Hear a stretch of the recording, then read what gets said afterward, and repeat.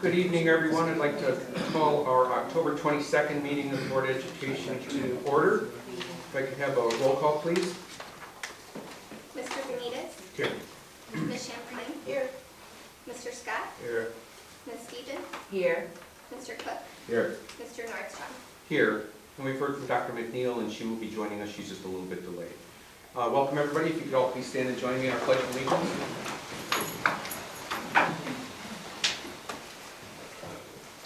Pledge allegiance to the flag of the United States of America and to the republic for which it stands, one nation, under God, indivisible, with liberty and justice for all.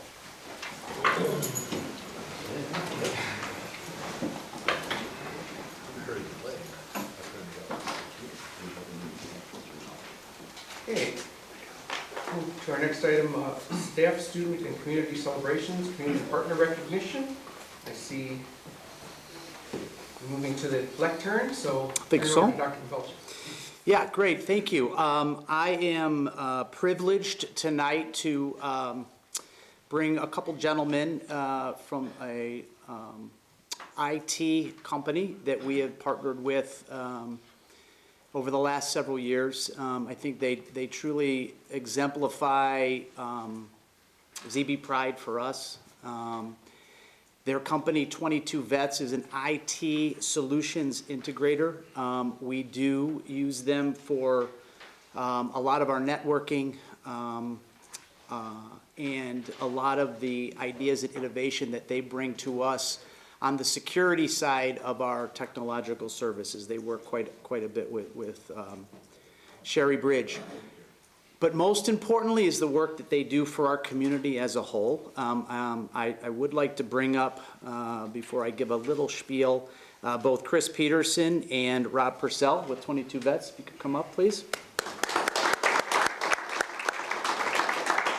I am going to give them the opportunity to share a little bit about what their true mission is, and that mission is to take the majority of the profits of their company and turn those around to support our veterans, particularly with a mission to end veteran suicide. So I know as a community that has a lot of strong ties to our military community, and I know personally how important it is for us to be partnering with organizations that don't just provide quality services for us as a school district, but then what else do they do for our greater community as a whole? And 22 Vets, I really truly feel exemplifies that. So I can't do it justice, but I would like to turn it over for them just to let you know as a board a little bit more about what they do and then the community that are here as well. So gentlemen, well, thank you, Chris. Chris Peterson, Chief Solutions Officer, 22 Vets Technologies. I want to thank everyone in this room because if it wasn't for the partnerships like we hold with your district and your community, we wouldn't be able to make the social impact to the veteran community, which we do. We use the technology solutions as an integrator, as our way to earn revenue to give back to the communities that serve the veterans. And if it wasn't for the partnership that we have with you guys, it wouldn't be possible. And I'll go ahead and let Rob give you a little insight of what we do outside of the technology solutions that you guys are seeing us perform for your district. All right, well, appreciate it. Thank you, Chris. And thank you for the invitation to be here and for feeding us as well. I didn't, it was unexpected, but appreciate it. So I'm Rob Purcell, one of the co-founders of 22 Vets Technologies. Just to give you a quick backstory, it really starts back in 2013 when we started a veteran nonprofit organization called Veterans R&R. You can see a little bit of them up with the board. And we have two programs as part of that nonprofit. One's Operation Wild Horse, where we work with the Department of Interior and Bureau of Land Management, and we bring in rescued wild Mustangs. We pair them with veterans who are either transitioning or just going through a really hard time. Our ranch is out in Bull Valley, Illinois, and you guys anybody's welcome to come out anytime you want to experience that. We host field trips for students and others to be able to come out as well. The other program is an outdoor program where it's just, what we do is we provide crisis prevention. We don't actually provide any type of therapy for the veterans. What we're trying to do is create a community for them where they feel safe and secure, right? To be able to come in and start discussing some of the challenges that they may be having. Veterans, I don't know how many veterans are in here. If you want to raise your hand if you need, but we're really weird because we all feel like that our issues and challenges are ours alone, and it's not shared, and it's not true. We're all the same. We really all have some of the same issues. So once we have them in the community, they start to have that, then we help direct them to get the right therapy that they need to have a quality life. But a lot of the veterans that do come out end up coming back out, week by week, day by day, just because they love the community and what we've created for them. So when the pandemic happened in 2020, and I'm sure everybody in here, was affected, our funding dried up, and we were trying to figure out what are we going to do to keep these doors open, because we have veterans in our program today that will tell you, I'm alive because of what you guys do for us. So how do you shut the doors on them for something that none of us could control? So we, do we do a bake sale? What do we do? And all these things. We're like, how about we just start a for-profit company so we can be the top funder and just fund our nonprofit? It just made sense, right? We were all trying to come up with creative ideas. So we started 22 Vets Technologies. We were really worried about the name, but I'm like, let's be unapologetic about it. 22 veterans a day lose their battle to suicide. I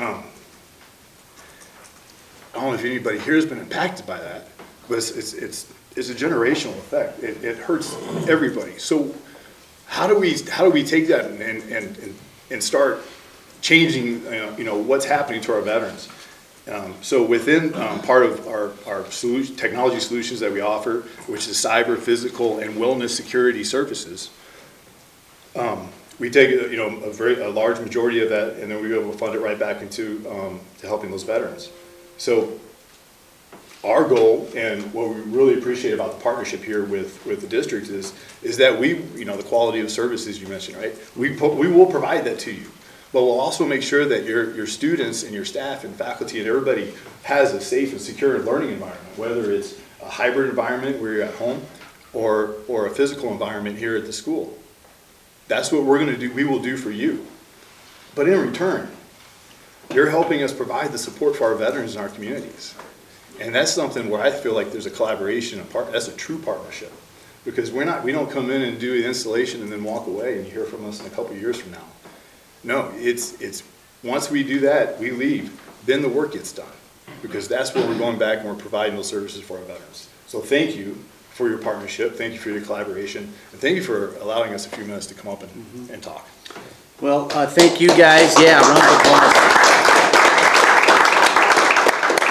So on behalf of the district, I do want to present you with the certificate for being just the kind of partner that we're proud to have, and I continue to look forward to working with you and all the things you guys can do for the district. Thank you, so gentlemen. much. Thank you. For you guys. Okay. Thank you, everybody. Thank you, board.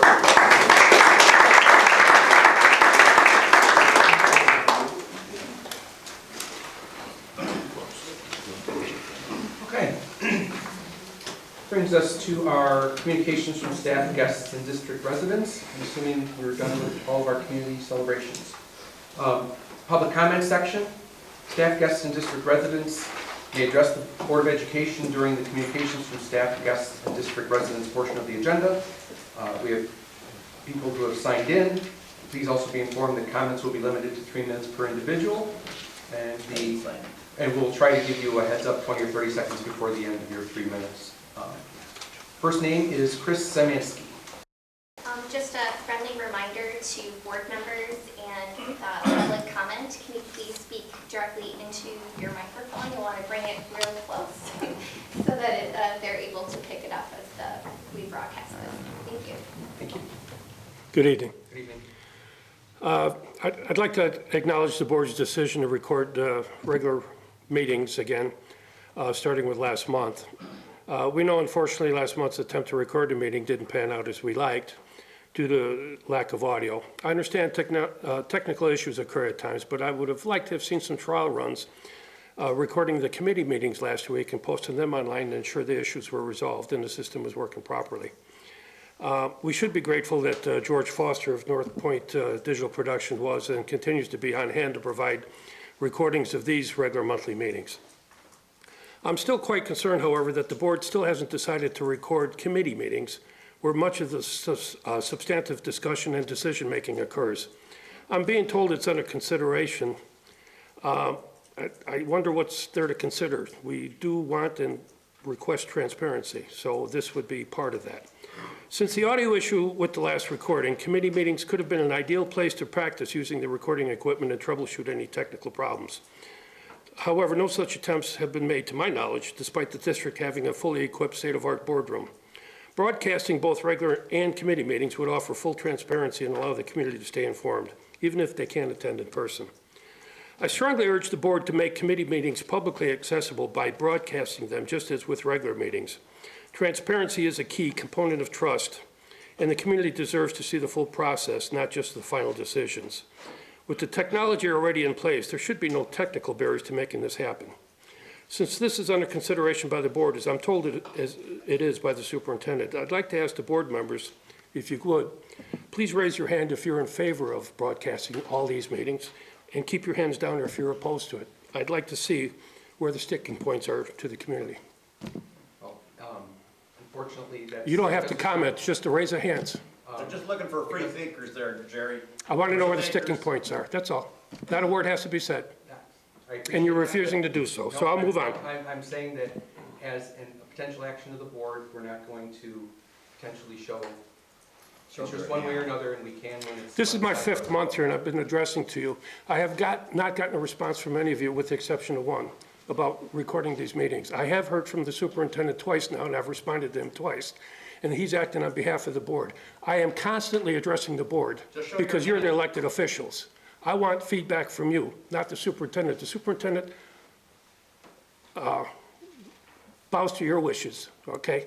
You need to represent the elected, you need to be the elected officials you are to the community here. I'm going to close now. Thanks for your time and consideration. I will ask for an answer to the proposal here. I truly believe that by broadcasting all the meetings, both regular and committee, the board can foster greater trust and engagement with the community. I look forward to seeing progress on this issue in the near future. One of the big things about having a video recorded meetings at all times, you just had a wonderful presentation with these great guys here. This is something the community's not going to see. That's shameful. We need to have these board meetings, not just for financial reasons, but everything that you're complimenting on. Everyone who does a great job here. Please, get these meetings recorded, the committee meetings too, where all the decisions are made. Let's be transparent about everything. Appreciate it. Thank you. Thank you, sir. There you go, Chris. The next name is Ruth Davis.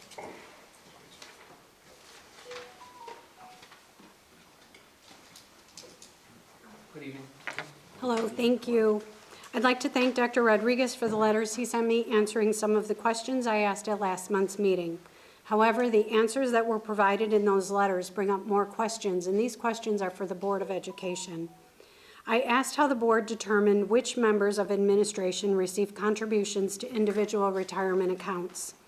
On September 30th, I received a letter that states, quote, "The district has negotiated such an annuity for executive-level cabinet members. The administrator compensation decisions are aligned with district-approved salary ranges and comply with our compensation structures. It's important to note that these annuities are specific to executive-level contracts as approved by the Board of Education with a focus on equity, compensation, and administrative retention," end quote. In an October 8th letter, I was referred to the May 28 Board of Ed meeting for the approved salary ranges for administrative positions. The recommended memo stated that the proposed pay grades range from minimum to maximum based on experience and education, set parameters for setting pay grades and ranges, and let personnel understand their position within the organization and future placements, allowing ZB to ensure pay equity and have a competitive edge in recruiting and retaining top talent. Nowhere in that document does it mention individual retirement accounts. And based on the letter from Dr. Rodriguez, he implied that all executive-level cabinet members receive this benefit.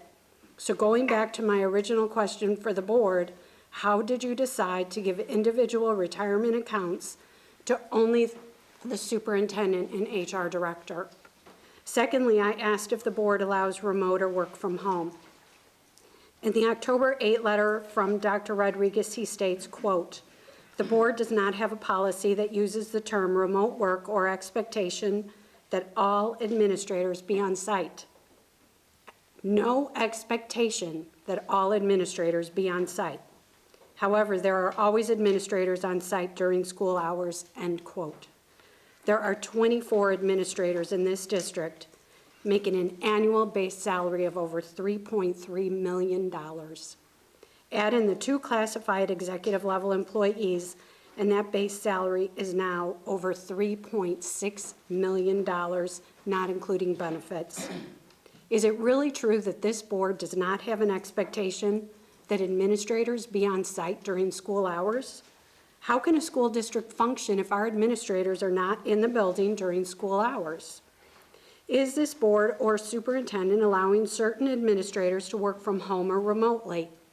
And if there's no expectation to be on site, what's to keep multiple administrators every day from deciding to work remotely? Thank you. Thank you. Blake Fortenberry. All right. My name's Blake Fortenberry. I'm a Zion resident, graduate class of 2003. I lived in Zion from ages 5 to 18, K through 12, and I am the product of a single mother. I'd like to go over some numbers. Current average home in Zion is likely between $200,000 and $250,000. Likely means your mortgage is probably between $1,300 to $1,500 a month, not including taxes. Just your mortgage if you have a 30-year mortgage. Your property taxes are also probably around $8,000 a year. That means $670 a month. This means that a family is expected to pay between $1,900 and $2,100 a month, or $23,000 to $25,000 a year for the privilege of owning and living in a house. The dream for a parent is to provide a safe and stable environment for their children. The median household income for the city of Zion is estimated to be $65,018, according to the U.S. Census Bureau. That may be outdated, let's call it $70,000. The general guidance regarding a mortgage is that you should not pay more than 28% of your gross income on your mortgage. Given this guidance, the median resident of Zion is expected to pay 33% of their gross income on a house. 11% of that would be taxes. According to Habitat for Humanity, the effects of residential instability are the following. Children who move 3 or more times before preschool face severe negative consequences to cognitive, emotional, and behavioral development. Children who experience residential instability in elementary school score lower on reading and math tests. Adolescents who experience unplanned moves are more likely to have adverse social and behavioral outcomes that impact achievement and attainment. These effects are more likely to be felt in Black and brown families, where families are impacted by substandard housing, leading to long-term health impacts, asthma, lead poisoning. 56% of Zion residents own a home. 67% of Illinois residents own a home. 19% of children in this community, in Zion, not Winthrop Harbor, not Beach Park, Zion, are below the poverty rate. 11% of the residents do not have health insurance. Growing up, my mom saw the value of owning a home and struggled for my entire childhood to ensure that I grew up in a home. From 3rd grade until the moment I graduated, I went home to the same address. My mom worked 2 jobs often to facilitate this. I encourage the board to consider the housing affordability crisis that is affecting families nationwide, but especially in Zion. I think that the students of these communities would be better served by living in a stable, safe environment than a new scoreboard, a new football field, new renovated administrative wing. That's it. That's what I got. Thank you. Thank you.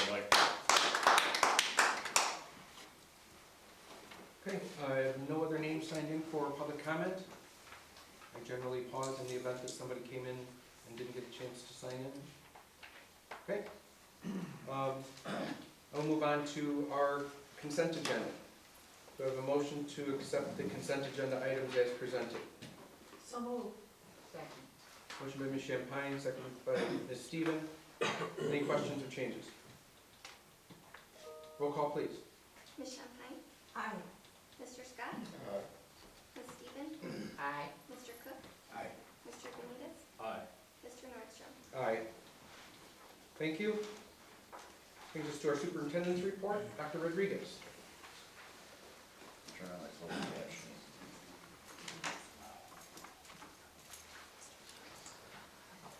captioning. Thank you, Board President, members of the board, members of the administration, and the public. So today, during the superintendent's report, we will have conversation around preliminary information relative to academics. So we're very proud of the work that we started in 2019, 2020, 2020, 2021, with an strategic plan that had a specific matrix, which we have been talking about year after year. So today, Dr. DeGangi will talk to us about the preliminary report. We're looking forward with a lot of anticipation to next month, because that is when we will update this report and provide with the data on the report card from last year. I say it again, and I mentioned it last month. This work is being done by design, not by chance. And the data continues to show the excellent work from fiscal responsibility to academics, to services to our students, services to the community. So nothing else to say, but Dr. DeGangi will move forward and provide us with this report. And I am so very proud of the work that we do as a community. Thank you. Thank you, Dr. Rodriguez and Board of Education. As Dr. Rodriguez mentioned, as we prepare for the release of the 2024 school report card at the end of the month, today's update is just going to be about providing you kind of a report on the timeline and a general overview of the progress we anticipate seeing on that 2024 report card. So we are currently in educator preview mode, which means that district administrators and principals can view what will eventually go live as the 2024 report card on October 30th at 9 a.m. As a reminder, although there is a district report card, only schools receive designations which range from exemplary to intensive support. And as you know, in 2023, both ZBTHS and Zion Benton East, which was previously New Tech High at Zion Benton East, received commendable performance ratings. I did want to bring your attention to an image that is on the screen that the Board of Education, the State Board of Education began providing as of 2023. As you know, the Board of Education for the state of Illinois uses multiple measures in its accountability system, many of which are the foundation for our strategic plan.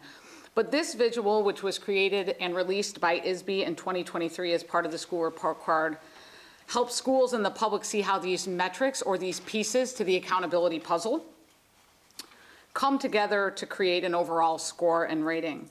The schoolhouse you're looking at right now in front of you is the ZBTHS 2023 accountability designation. As you can see at the top of the box, ZBTHS was commendable in 2023.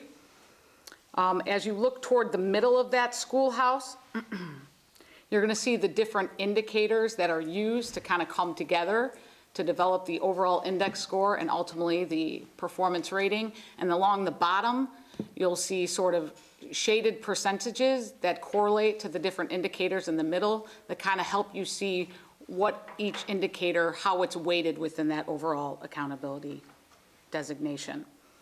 When I return next month, I'll be portraying for you this 2023 schoolhouse alongside the 2024 schoolhouse, so we can take a look and highlight where we see similarities and improvements. The next slide just shares with you the very same house, but what that looks like as far as 2023 for Zion Benton East, and it too was also commendable. As Dr. Rodriguez mentioned, I will be coming back in November to put the actual numbers in front of you. I won't get into those details tonight, but I will share that our preliminary preview of the 2024 report card supports the increases that I shared with the board throughout the summer. From 2023 to 2024, we saw increases in ELA, math, and science proficiency. We saw a decrease in chronic absenteeism and an increase in graduation rate. Although we will see a slight decrease in ninth grade on track from 23 to 24, which was somewhat expected. We knew there'd be challenges as we transitioned back to traditional final exams and kind of got back to the fully pre-COVID conditions, but we're still very proud of the overall progress throughout the entire course of the strategic plan. You're going to again see increases for over the last 5 years.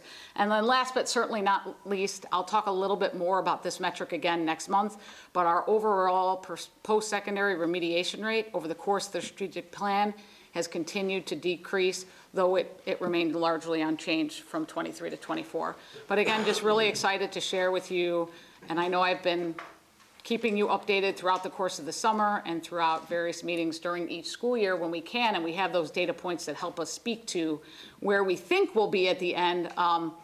It's really exciting when we can finally get that final report card out there. So as far as communication, just wanted to share a little bit about what we plan to do as of October 30th when that goes live. We'll use a number of avenues to communicate our progress to the community via our website, social media, email, newsletters, and more. So naturally, as we continue to make progress on these measures in our school report card, and as we wrap up the 21 to 25 strategic plan at the end of the school year, we know our work is not done, and we know we need to continue to build on the work of our current strategic plan and continue to prioritize improvement. Yes, we are very proud of the progress we're making, but we also know we still have a lot of work to do, and we're excited and motivated to do that work and have a great staff to do that work with us.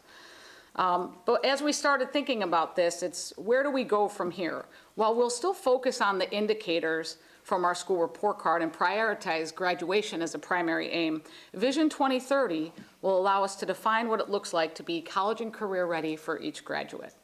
So again, what I'm about to share with you, just a draft of some ideas, some measures I'll share with you. All of this will be developed throughout the course of the year, but am really excited to at least begin having this conversation and sharing some of this information with you. So first I want to talk a little bit about why we want to kind of take this approach and looking at those individual report card measures and sort of putting them together to kind of understand college and career readiness specifically, and specifically how each graduate leaves our district and what they're prepared to do as they go out into their worlds behind high school. But one of the reasons we need to look at multiple measures is we know readiness cannot be defined by a single measure. That's illustrated month after month as we celebrate students and their different accomplishments, whether it's through the tech campus, whether that's through AP programming, whether it's through dual credit, whether it's through our 360 students who earned industry certifications last year. Readiness comes in many shapes and sizes, and so do post-secondary careers. So we want to make sure that we're acknowledging the various skills for different disciplines and various post-secondary pathways. And as you know from our Goal 721, there are multiple pathways students can take after high school. And our aim is to ensure every student is equipped with the skills to be enrolled in some form of post-secondary education, employed, or enlisted in the military. Specifically, we want to be able to determine if students are graduating, once they're graduating, college ready, career ready, or both college and career ready. Students who meet at least one college readiness indicator would be considered college ready. Students who meet at least 2 career ready indicators would be considered career ready. And then students who meet at least 1 college readiness indicator and 2 career readiness indicators would be considered college and career ready. On this next slide, and again, this is just a draft, as we kind of, our ultimate vision is preparing students for a future they choose. So again, that notes this idea of there's no one single correct pathway for all, and there's multiple forms of readiness. When we look at our draft of college indicators and career indicators, I do want to share with the board, these weren't just sort of pulled as, what does Melissa DeGangi think are great indicators? I looked at the Illinois State Board of Education's list of college and career readiness indicators, looked at the national movement called Redefining Ready, and then lastly, I looked at what are CLCs, or the College of Lake County's college and career readiness criteria for entrance into credit-bearing courses, because local context matters, and as an institution, we send the highest number of students to CLC. So I looked at all of those different organizations that have research-based college and career ready indicators to sort of say, okay, what would it look like for a college ready ZB? What would it look like for a career ready ZB? And if you take a look at the drafts there for college readiness, you know, it's dual credit classes, and grades of A's, B's, or C's, certain ACT scores, AP classes, certain grades or scores, transitional programming, which we've done a lot of work to make sure that students don't end up in remediation and they take and pass state-approved transitional programming.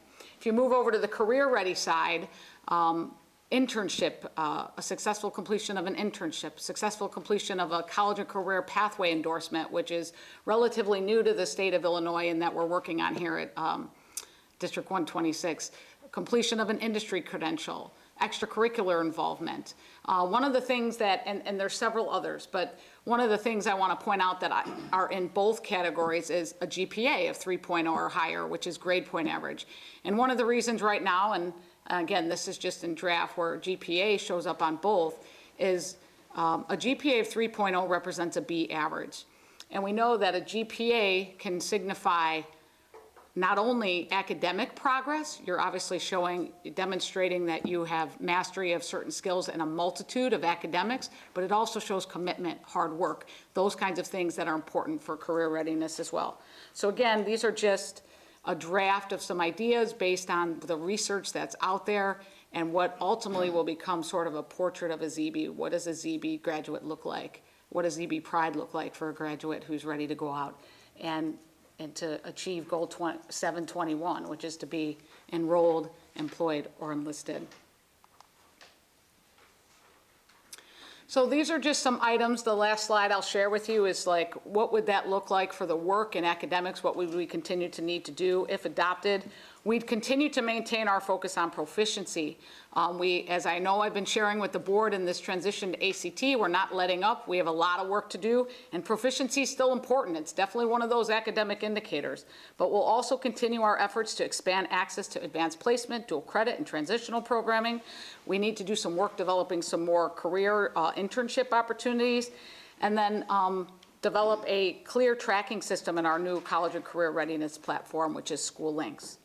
And then ultimately what we'll be doing once we come up with this plan and these measures, we will see how students perform, what their post-secondary interests are, and then we can continue our school improvement efforts to meet the needs and interests of our community.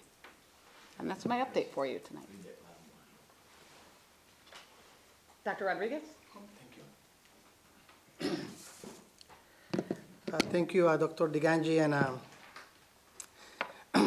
again, so proud of the work as it relates to academics. A couple years ago, we talked about graduation and graduating more students. But now that we are graduating more, let's make sure that they are life, college, and career ready. So those indicators will serve Zion, Zion Benton, extremely well. Along with that, we continue to have these conversations about 721. Yes, it's an idea that evolved in our district in the last couple of years. We have seen a lot of enthusiasm. It has been used in other places.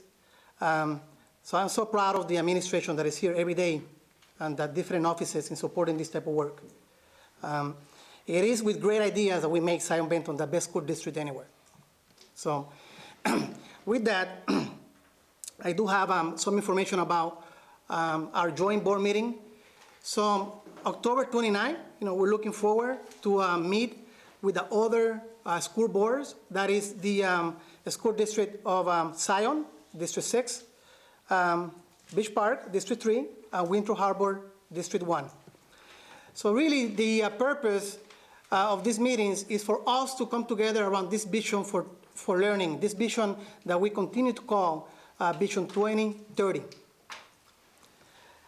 What is so good about this is that we're also in the process of developing a strategic plan for the district for the following 5 years.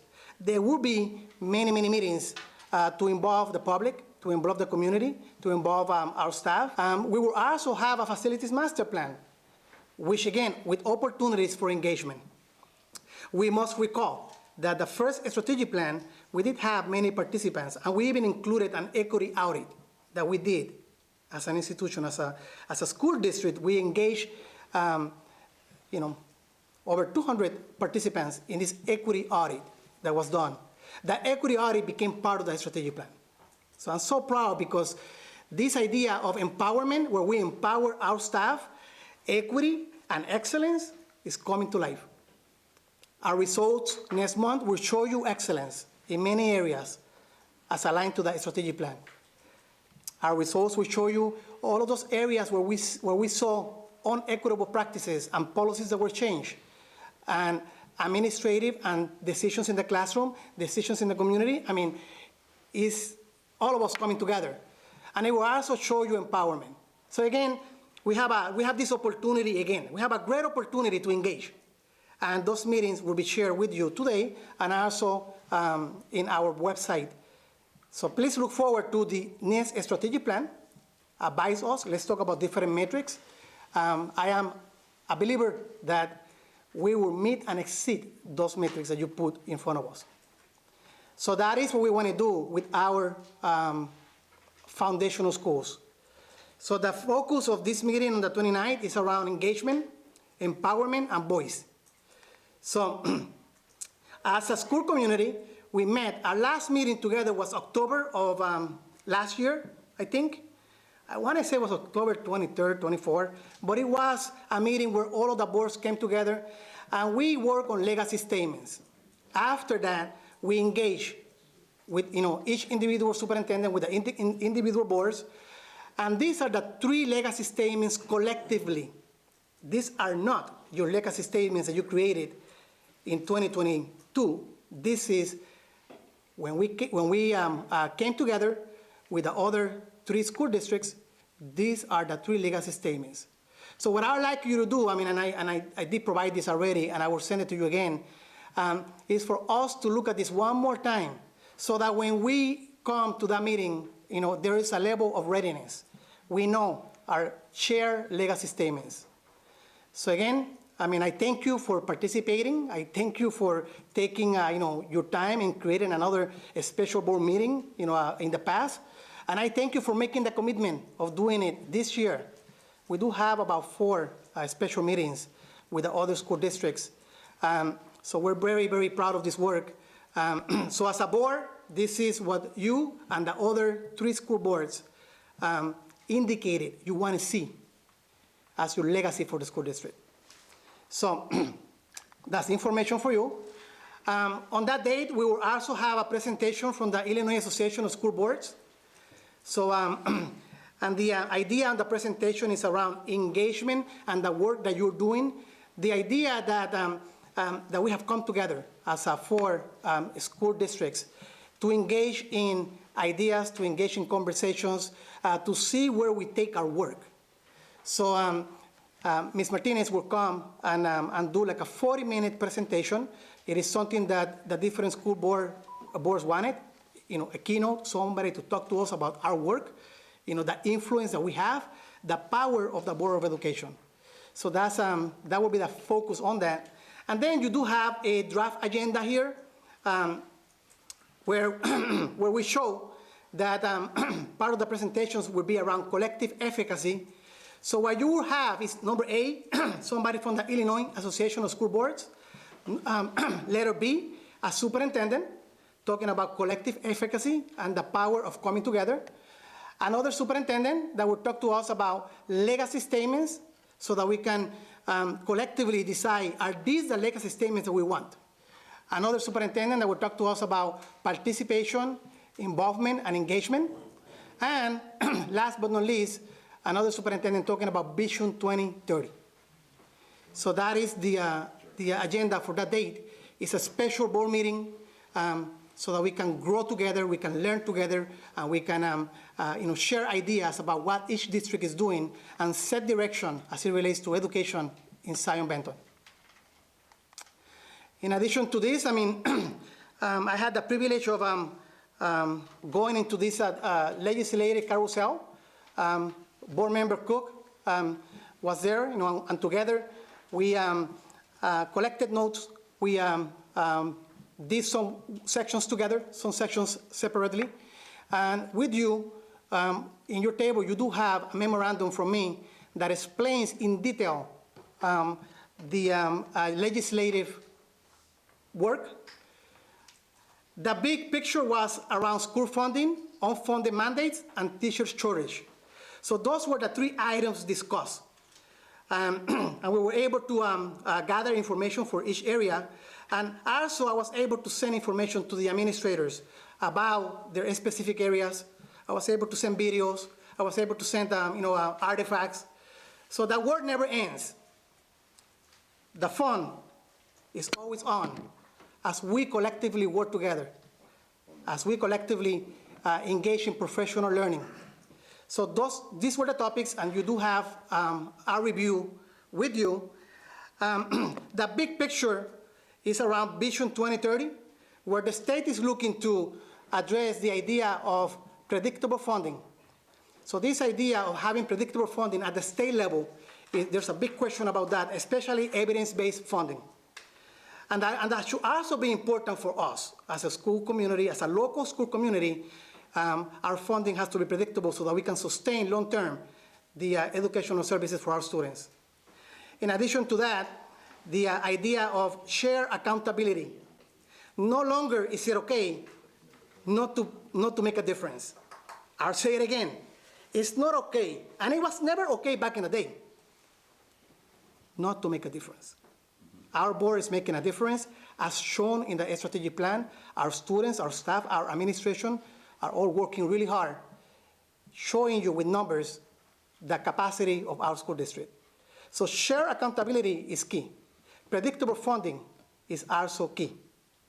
And last but not least, this idea of unfunded mandates is something that needs to be addressed. So you do have local legislators working on this as well that spoke to us on that date and that have ideas, as they believe, just like us, that we need less unfunded mandates.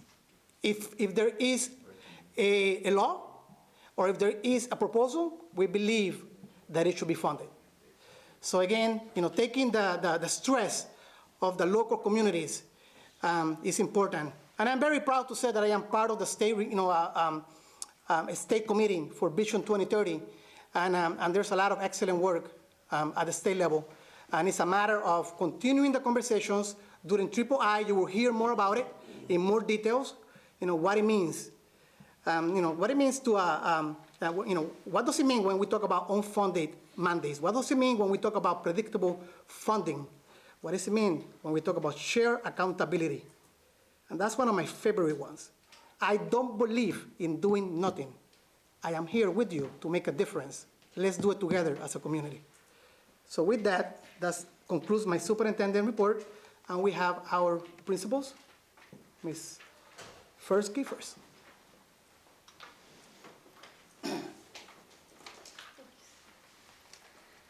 All right. Good evening, everyone. I'm going to just turn my principal report. All right, so this month, I'm going to keep my update pretty much focused to the academic side of the house. Obviously, Dr. DeGangi talked about a lot of things as far as her plan, and academics is in the forefront of everything that we're doing and raising that achievement and providing these the best optimal circumstances for our students. So basically, I've focused on 4 instructional focus strategies that kind of happened over the last probably 4 to 6 weeks. We've had 2 SIP days, as we call them, our school improvement days, and that's where the teachers split into 2 groups, and they intentionally focused on 2 areas, promoting active critical engagement in the classroom and techniques to support our multilingual learners. During this time, our specialized services, under the direction of Jake Carlson, they focused on crisis planning, IEP, and 504 management. So we're really using these SIP days to promote our all areas of academics. Number 2, we will look at our ACT integration is underway. Obviously, we're changing over from SAT, so some of the work that's happening with the under the direction of the department heads and in collaboration with them, we are continuing to work on teachers actually in the classroom, aligning their standards and integrating them into their daily lessons. Really, we're preparing our students for our second assessment day, which is going to happen on December 11th. So it's our second assessment under the new ACT model. So we'll see how that goes. First one went pretty well. See how the second one goes. Third area of focus is our technology support under the leadership of Dr. Sherry Bridge. She's been working really hard, bringing in this, one of her highlights, I suppose, of the last few weeks is she brought in some Apple specialists to host some sessions for our teachers to learn new strategies to actually incorporate that technology into using the iPads into the classroom. So those were well received. And our fourth focus is our school improvement planning committee was kicked off here just last week. We convened a team of over 22, which that's up from the 5 teachers that were on it last year. So I have quite the showing that wants to participate in our school improvement planning committee led by me with the support of Dr. DeGangi. But pretty much our focus this year is going to be on 2 things: the barriers to attendance and the barriers to student engagement. We're going to really look with lots of different stakeholders, teachers, counselors, social workers, we have department heads on there, some of those barriers, and see what we can do, because as we said before, we need a very student-centered, focused classroom. So if we're going to uncover some barriers or things that are impeding the learning, we might discuss those at future board meetings. As far as our operational updates, I will just have to say that we're going to continue to keep our safe learning environment at the forefront of our operations and keep monitoring all things. Our attendance efforts under the leadership of Dr. Brown, we've been sending out monthly reminders. We're looking at data. We're also focusing in on the academic operational attendance pieces. And then just a final celebration, as we always end with, we had a really nice Hispanic Heritage Celebration on October 8th, in which families and staff and community members, and I think some board members, I saw you there having a good time and eating and enjoying. So with that, that will conclude my principal's report. Questions? Thank you.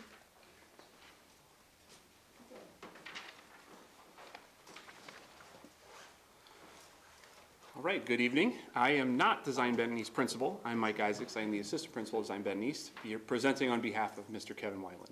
Welcome. Thank you. Right. I'd like to first start by sharing with you our panoramic picture for our Zion Benton East class of 2025. This recently just came in. It was quite the event.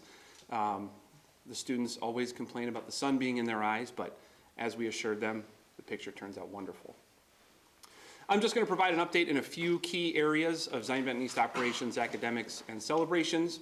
Starting first with information about Attendance Matters and the campaign and the work that we're doing over at Zion Benton East. I'm very proud to say that in our first 45 days of operation, we're at a 93.6% daily attendance rate. Our kids are showing up, they're ready to learn, and they're ready to be successful. All of our cohorts are north of 90%, with freshman class leading the way at 96%. We are diligently using data to track attendance trends, seeing what students might need additional supports or services in service of our Attendance Matters campaign and our strategic goal of decreasing chronic absenteeism by 10%. We're able to identify students and sort them into different categories, whether it's on our watch list or our 3 different tiered intervention lists, which I'll be presenting in greater detail with Dr. Brown at a future meeting. In terms of interventions that are occurring in our building, I'm going to focus more on academics. We are now fully up and running in our Academic Success Coordinator office. Mr. Hutchison has been fully integrated in the position, and he's really been off and running. He's getting almost up to the date, on time grade reports. He has a spreadsheet that pulls information out from Skyward and Canvas to get accurate, up to date, almost to the minute grade reports. And we're seeing an average of just over 100 individual academic interventions taking place in that space. That is the individual academic interventions. Those are per students, not the instances that a student may be receiving interventions. We are continuing to promote visibility in the building amongst our safety team and administrative and staff at large. We're very visible. We take advantage of our small school community to stay plugged in with student issues, concerns. We're able to address it quickly before they escalate from social emotional to student conflict to your general run-of-the-mill high school drama. Speaking of continuing with academics, our pathway to proficiency, we're very proud on 2 consecutive years of 100% freshmen on track. Right now, we are looking at 96.1% freshmen on track after our midterm 1 grade report. That's up from 89.2% last month. We really have to let those freshmen settle in and see where those services are needed. So we take some time to see where the ebbs and flows are. Once we establish that, where those strategies and interventions need to take place, where that 89.2% comes from previously, we're able to then be strategic in where those interventions and work is placed, bringing that freshman on track number up to 96.1% now. This is encouraging progress, but we're still going to keep focused and strive to continue our 100% freshman on track for a 3rd consecutive year. We are focused on ACT assessment. We had our first assessment day on September 11th. We are using our weekly time to look at how to increase proficiency, being strategic by targeting how questions are written, the stems, so that students can connect the learning that's taking place in the classroom with how a question is being asked. We're targeting common distractor choices, so students can look at different answer options and either rule them in or out. And one really neat piece of data that we're really digging into right now is through our work with the new platform of Horizon Assessment, is we're able to identify students that are skipping questions. Either they're running out of time, they're not engaged with the assessment, or some other underlying issue. It's just a new data point for us to explore. Our goal is to increase our composite scores by 2 points from our September 11th to our December 11th assessment. We are working on parent involvement at Zion Benton East. We see parents as partners in the work that we do, and really they are on the ground every day with their children at home. We encourage parents through communication, through phone calls, principal newsletters, to monitor attendance and grades regularly, to encourage students to be involved with clubs, activities, or athletics. As you know, the research is very clear in showing engaged students that are engaged outside of the classroom are going to be more engaged inside of the classroom. Promoting punctuality and attendance, as well as supporting our state test preparation. And I'd like to invite all of you to our first Zion Benton East Family Night tomorrow night from 6 to 7 p.m., where one of our highlight topics will be parenting in the digital age. And finally, the Taste of Zion. This is a project that gets run every semester through our health class. Students research different types of diets, and from those diets, they come to a culminating project where they have a restaurant. They come up with a menu for that restaurant, and they are tasked with preparing 3 dishes from that menu. And then we run a little Taste of Zion, where classes can sign up, come down, students make the pitches, they talk about the food choices, they talk about the pros and cons of their particular diet, and then the students are able to then sample that food. It's a very popular project, it's a very successful project, and Mr. Scott DiCaprio, our health teacher at Zion Benton East, does a really fantastic job running that for us. And I will close today how we start most every day at Zion Benton East with our very important mantra, in that you are an important member of our Zion Benton East family. This is a school where your choices matter, your passion matters, and your future matters. Our entire staff believes in this mantra. We work very hard every day to help students make the best of their high school experiences so that they can graduate and be successful in whatever they choose to do after their memorable and lifelong Zion Benton East experiences. Thank you. Any questions? Any questions for either of our principals? Oh, thank you, very thorough.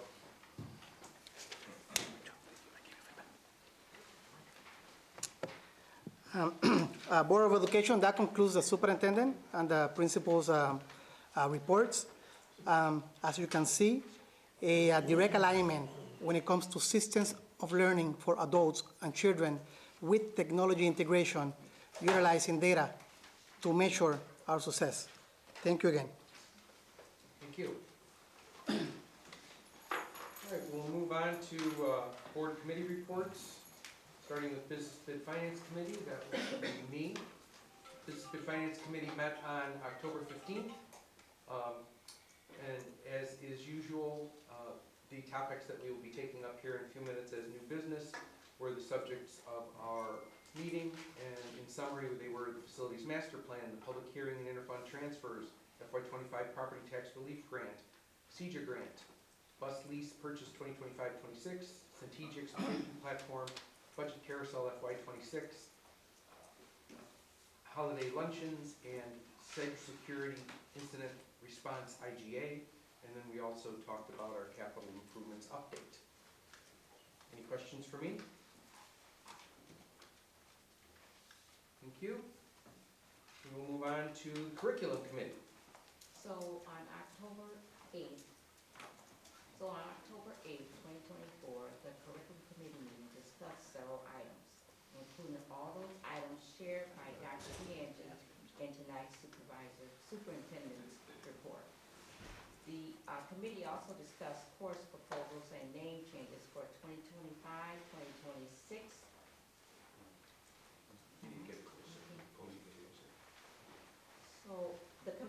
also discuss course proposals and name changes for the 25-2026 school year, which will be discussed during our new business. Okay, thank you. Any questions for Ms. Stephen or administration? All right, we'll move on to policy committee. The policy committee met on October 17th. There were press updates for releases 115 and 116. These were reviewed. They include contact information, legal references, and an alignment with Title IX.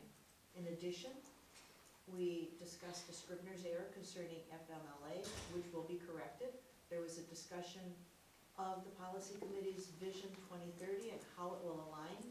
And finally, the committee will form, or there will be a committee formed to establish policy for retiring athletic jerseys. And Mr. Carlson, take it from here. Okay, thank you so much. I was asked to talk a little bit about Vision 2030 and a couple of the items. We will be presenting to the board next month the first reading of Press Plus 115 and 116, so first reading in November, second reading in December. But I was asked to talk a little bit about the Vision 2030 and how policy and the policy committee relates to everything related. And so ultimately, right, everything that we kind of work through is policy, process, and procedure. And I want to just talk about a little bit, what is the role of school policy? First and foremost, school policy is written to establish standards, structures, and accountability, and really, most importantly, that align to state educational policies. Policy drives the practices by which we get things done and by the way the school operates. And it is important to note that policy always trumps practice. And so we do have a thing of like, hey, what's past practice been? And if we have past practice and we want to change something, then potentially we have to look at policy and make sure that we can make that change or that that practice is aligned with policy. And so as we work towards 2030, the policy committee will continue to remain compliant with ISB policy updates. That's why we contracted with Press Plus a couple of years ago to make sure that we're staying in alignment with state standards. We will begin the process to update administrative procedures, again, to align with ISB practices. This should start in the spring of next year. And then curriculum and student handbook will continue to work to ensure there's alignment between the policy and the implementation, the practice of what we're doing here at District 126. And so where can you find school policies? One, online through our school board policy, but the policy also resides in our curriculum guide, which sets a lot of standards around academics. Our staff handbook and our student handbooks set expectations in alignment to policy for staff and our students. So those are really the big areas in which the policy committee works and oversees. But it's not just the policy committee doing the work, right? So the student handbook is really a group of people that starts with the school administration. There's also a student handbook committee that involves staff and community members. There's a staff handbook that is updated and will be maintained by the Chief of Human Resources and School Administration. The curriculum guide is developed by the Executive Director of Academics and Department Chairs. And then school board policy is board members plus Press Plus and Executive Cabinet. So there's a lot of hands in the work. And as the way it should be. There shouldn't be single entities or single peoples necessarily making the decisions when it comes to policy and practices. So we try to make sure that we get a lot of information from a lot of people, a lot of feedback to ensure we're doing what's, one, in alignment with state standards, but also for the direction of the Board of Education. And so what are some of the things that we're proud of that we've done over the last couple of years? The Press Plus updates, which continue to be ongoing. The administrative procedures updates, the curriculum guide, which is updated yearly. Student handbook is online and updated yearly via the committee. And the staff handbook this past year, through a lot of work by Dr. Pavelchek, getting the staff handbook updated and ready to go. And we'll just continue to work on those things to make sure they align with the board's vision for 2030. And then I was asked to talk a little bit about the retiring of a sports number. And really the committee right now, there is a policy in the board for naming buildings and facilities, which creates a process and a criteria, and then board approval. And so we've been approached recently about retiring a sports number, and what we realize is that we really don't have a procedure out there. We do know that in 1983, Billy McKinney's number was retired by the Board of Education. And so the exact process and the criteria around that, most of us weren't, at least that have been part of this, weren't around for that. Maybe some of you back there were, sorry. The old people. But so what we really have kind of to do is to go back. We do have a Wall of Achievement Committee, which has done work over the years to honor our athletes for specific accomplishments. And so, but we've never really established a criteria for retiring someone's number, right? And so we do have to be careful, and we got to create a criteria that is honoring of the position to be retired, but also, doesn't necessarily, you kind of make sure you're not opening up to, now we got to retire 30 or 40 people's numbers. And so there is going to be some work on that. We would welcome feedback from staff, from the board, from community about this. This isn't just the committee creating it. It's the committee creating it on behalf of the community and on behalf of the board. And so we'd love some feedback for that. There is a Wall of Achievement Committee. I've been on it, I think, the longest in here. I've been on it since 2016. Jack runs that as the athletic director. The assistant athletic director is part of that. Gary B. Ryder, Chris DeGrazia, who is a current staff member, coached for over 20 years. And then Leroy Cliff was a member. Leroy passed away recently. And so I know there's been some talk about getting that position filled. But that's going to be the work. That's who's going to be doing the work. But the work will be done really in collaboration with feedback from whoever, any stakeholder that has some input on it. We need to take those things into consideration. Any questions or comments? Yes, as it relates to the, this topic, we had a discussion during the policy committee, in-depth discussion, and the direction of the committee was to, to begin the process of having conversations, as this is a prestigious honor. And the idea was to reconvene the committee, so we're looking into doing that. And we're looking at a criteria that includes, but is not limited to, outstanding athletic achievement, long-term impact, exemplary sportsmanship, community and school contributions. So that is the draft, that is the direction. Each area was explained. The committee has the ability to unpack those ideas so that we can bring it back, as this work will be done by the administration in collaboration with the board. So the administration is not making this decision alone. We decided that we had a discussion that in District 126, it will be the administration and the Board of Education with a specific criteria, so that we are fair to all members of our community. Thank you. Anything else? Right. Thank you. All right, that moves us to our new business. Approval of resolution to set a hearing to discuss interfund transfers. Mr. Wilkinson.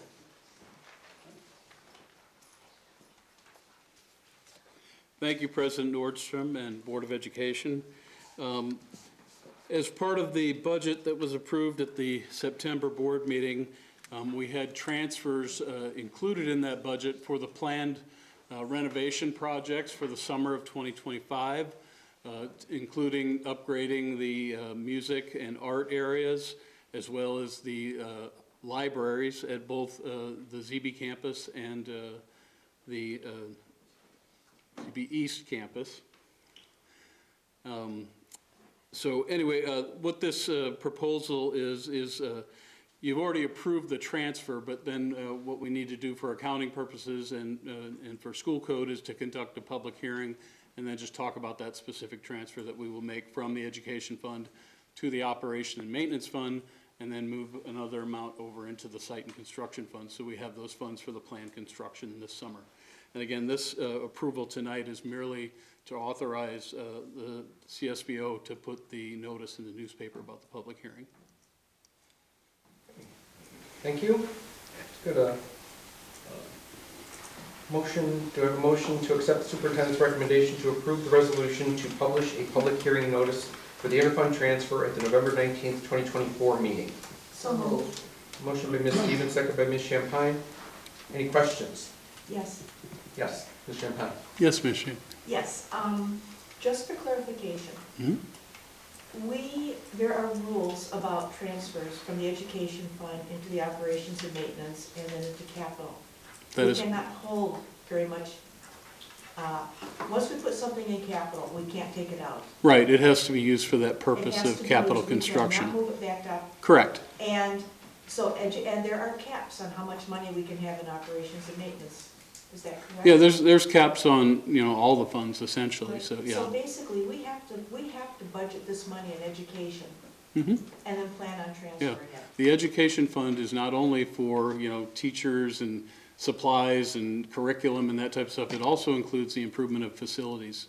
And that's why we have historically used some of those funds to move over to do some of the projects that we've had planned in our strategic plan over the last 7-8 years. So we are not shortchanging students or teachers? Absolutely not. Thank you. Any other questions? Okay. Hearing none, roll call, please.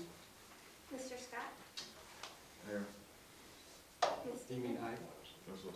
You mean aye or here? Ms. Stevens? Aye. Mr. Cook? Aye. Mr. Benitez? Aye. Ms. Champagne? Aye. Dr. McNeil? Aye. Mr. Nordstrom? Aye. Thank you. Next item, approval to set a truth and taxation hearing for 2024 tax levy. Dr. Wilkinson. Yes, thank you, President Nordstrom and Board of Education. This approval is the same in the sense that we're just asking for publication of the public hearing. You saw from the preliminary information that was provided with that we did not exceed the 5% required to hold a truth and taxation hearing. So in no way is the Board of Education required to hold this public hearing, but as a good faith effort in terms of transparency and being able to get feedback from the community, as we have done in the past, you'll recall the last 2 years CPI was 5%, so we automatically had to have the hearings. But prior to that, this Board of Education has also done truth and taxation hearings when we didn't exceed the 5%. Just as a matter of fact, as I talked about before, for transparency and to get public comment. So we are going to continue with that process, and even though you saw from the preliminary increase that it was only going to be 4.6%, we will still go ahead and conduct the truth and taxation hearing as though we had exceeded the 5%.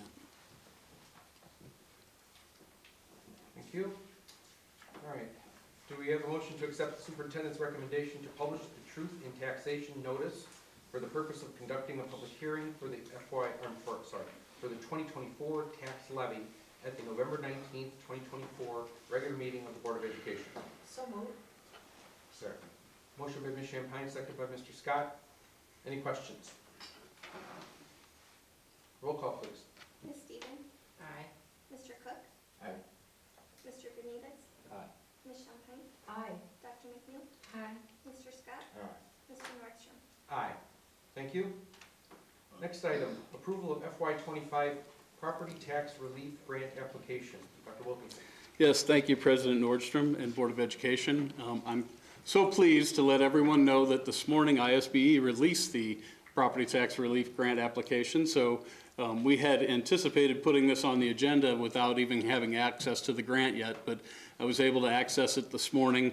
And if we apply and receive the grant, the Board of Education will be able to abate $2,199,543 if we get the grant.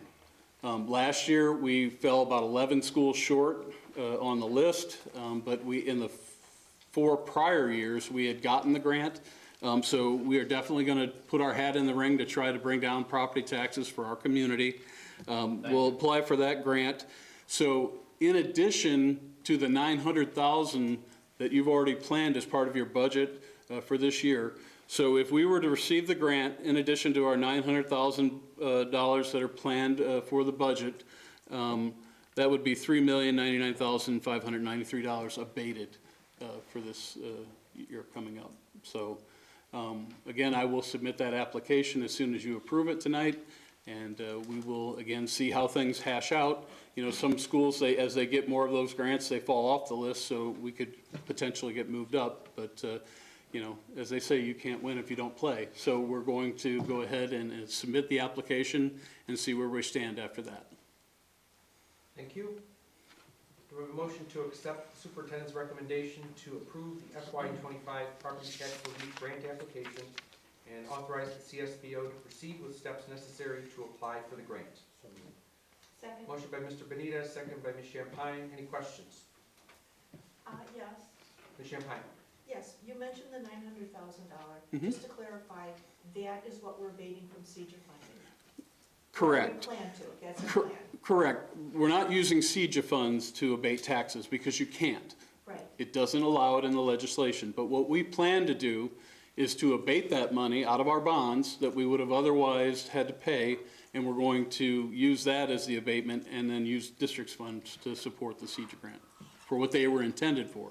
Because you can't use it for tax abatement yet. The legislation is not permitting that right now. So. Okay, thank you for the clarification. Yep. Thank you. Anything else? Roll call, please. Mr. Benitez? Aye. Ms. Champagne? Aye. Aye. Mr. Scott? Ms. Stevens? Aye. Mr. Cook? Aye. Mr. Nordstrom? Aye. Thank you. Item, approval of bus lease purchase 2025-26. Had one more. Let's see, where's he I going? almost missed the bus. Where's he going?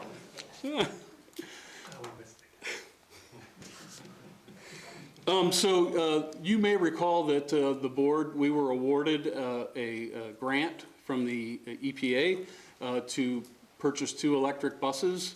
Basically, they're about $400,000, so the grant was worth $400,000, so we had to buy one to get one kind of thing. And so those buses are anticipated to come this summer. Historically, as part of the district's plan of upgrading our buses, because they are our vehicles, we own them, we lease them, then we own them.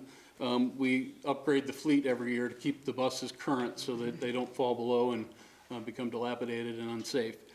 So what this proposal tonight is to continue with our regular bus purchasing that we normally do every year. We're doing it a little bit early because there still are some supply chain issues out there with chassis for some of these buses. But these buses will be a lot less expensive. They're in the range of $150,000 to $175,000. So we can get more for our money with those electric buses. They're $400,000 each. So it would be difficult to purchase those, right now, in my opinion, unless we didn't have the grant support to pick up the difference. And good news is we're working on another grant for that same grant that we got last year. We're working on another grant to get 3 more electric buses for next year.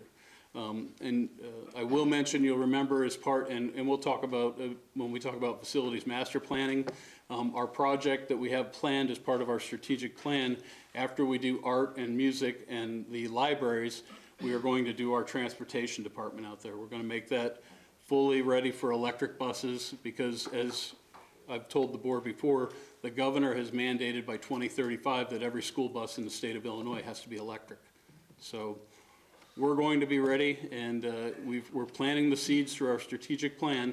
2035 seems a ways away, but if you don't start those things now and plan for them, they don't materialize when you need them. And so that's going to involve a lot of work with Commonwealth Edison, putting a new service out here to support the electricity for all those buses. We've already started that preliminary work. We started that 6 months ago to basically get the layout of what we need for the power out there, because when you work with Commonwealth Edison, it takes potentially up to sometimes a year, year and a half before you can get the equipment that you need. But I would just want the board to know, as we apply for these grants, we've already doing the work in the background to be ready for it when they come. The 2 buses that will come this summer, we have purchased 2 charging stations. So the 2 that we have will have charging stations for those, independent of when we redo the whole area out there and put in charging stations for all the buses. So as I mentioned, is when we get those in July, they'll be able to charge them up and use them around town, and they'll be identified as electric buses, the colors, the codes that they use and that type of thing. So, so that's what I have for the buses. Thank you. The grant opportunity that Dr. Wilkinson talked about came available last week. You know, we rapidly engaged an administrative team that met today. We will have a follow-up. And again, the idea is to continue to look for new dollars so that we can continue to operate and continue to be innovative in District 126. We understand that the local, resources or the state resources is not enough. But we also understand that as an administration working hard, discipline, going the extra mile, we're able to provide the best possible outcomes for our school district. Absolutely. Thank you. We have a motion to accept the superintendent's recommendation to approve 2025-26 bus lease purchase proposal as presented. So moved. Motion by Mr. Benitez, second by Ms. Champagne. Any questions? Yes. Ms. Champagne? Yes. First of all, Dr. Wilkinson. Yes. You've been chasing this down for 2 or 3 years, right? You put a lot of early, Oh, yeah. I appreciate that. Oh, thank you. I think it's really put us, ahead of the curve on this and preparing for it. It's such a major shift. If you don't do it early, you'll be left behind. You'll miss the bus, so to speak. That's bad. The charging stations. Yeah. Will they be available for use by people with electric cars? I don't think they're specifically made for school buses, so I don't know that they'll meet the requirements of a car. I don't know that much about it, but I know they're designed for school buses because that's how we ordered them, so. Okay, can we use solar panels on the charging stations? Convert energy that way, keep it clean. That's something we can take a look at as we design for the larger project, but these 2 right now are just specifically electric, yeah. Are there any long range, I know these are expensive up front, $400,000. Are there any long range savings we'll see by converting to electric? Yeah, well, I think the savings, one, will be that we see to the environment, because we won't be doing the emissions as much as that we do with the current diesels and gas buses. But I think in the long run, it's kind of going to be a break even. I mean, in my opinion, because there's 26 of those batteries underneath the buses, and they're going to have to be changed out and things like that. But my hope is that the technology will improve so that we can see greater savings. But just where the technology is right now, I think it's going to be kind of more of a break even, but it's more of a ecological gain than anything, in my opinion. But we'll see as the technology develops. Like I said, we have till 2035 to get them all replaced. So hopefully by that time, the technology will be more superior and we'll get better efficiency out of them. Great, thank you so much. Thank you. Thank you. Mhm. All right, I think I need to get a vote. Roll call, please. Dr. McNeil? Aye. Mr. Scott? Aye. Ms. Stevens? Aye. Mr. Cook? Aye. Mr. Benitez? Aye. Ms. Champagne? Aye. Mr. Nordstrom? Aye. Thank you. Next item, approval of 2025-2026 curriculum recommendations. Dr. DeGangi. Thank you, President Nordstrom. Over the last several years, as you know, we've done significant work in ensuring our coursework is both culturally and industry relevant, along with ensuring equity and access to our policy.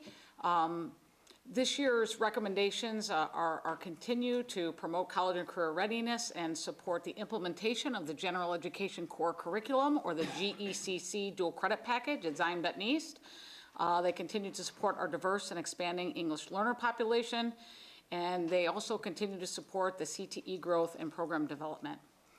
At Zion Benton East specifically, looking to add one course to our course guide that aligns to the GECC. When we began the reimagination plan at Zion Benton East several years ago, the beauty of bringing this package is the General Education Core Curriculum package serves similar to an associate's degree. It's a transferable package to Illinois colleges and universities of General Education Core Curriculum requirements. At Zion Benton East, we offer the full GECC, which is 38 hours of credit. Through a combination of Zion Benton East teachers and CLC instructors. Been very proud that over the last several years, we have gotten more Zion Benton East teachers certified so that we are teaching those classes and they're occurring during the school day. Communications 121 Fundamentals of Speech is really the last course for us to get a Zion Benton East or a CLC instructor, but in this case, a Zion Benton East instructor certified so we can offer it during the school day. I think I shared with the board previously, math has really been a challenge for school districts all over the state and the country, given what the requirements are to teach a dual credit math. And we are now offering that this year, but we will now have a Zion Benton East instructor to teach COM 121, which will ensure that we will have the full entire package offered throughout the school day at Zion Benton East. At Zion Benton High School, we're looking at adding an introductory level 1 EL English course to better meet the needs of our English learners who are specifically new to the country. We currently have a 3-course sequence, beginner, intermediate, and advanced, and prior to sort of a change in our EL population where we're seeing more newcomers come, those courses were aligned to the WIDA standards, which is what schools in Illinois and really nationwide use to align their English learner acquisition courses. And for us, those courses began at where students were developing, not where they were entering, because traditionally, up until the last 2 years or so, Zion Benton Township High School, Zion Benton District 126 really wasn't serving many students who are new to the country. So adding this level 1 course will allow us to have a full 4 years of English language acquisition courses, which research really shows for students who are new to the country, to become academically proficient, you need 4 to 7 years. At Zion Benton Township High School, we're also looking to expand our CTE course selection to ensure that we have a what's called a CTE concentrator, or at least 2 courses in a particular pathway. And for here, we're looking at doing that with adding a second digital photography class. And then we're also looking at adding a capstone course called ZB Productions. As you know, we've collaborated with our community. We've done several district projects where a lot of our CTE students are working on larger projects that span over the coursework from several courses offered within the district. This ZB Productions will serve as a capstone course that allows students to work collaboratively from different disciplines to support the completion of these larger school, district, or community projects. An example of our students doing work outside the curriculum speaks to the City Sign project. We had students from multiple disciplines working on that and typically doing tech seminar or working after school. By creating a ZB Productions class, it allows students to come together from other disciplines to work on these types of projects. And then the remaining changes that you see too in the table provided to you are really about course title and name changes to kind of reflect the modernizing course titles to better reflect students and industry served.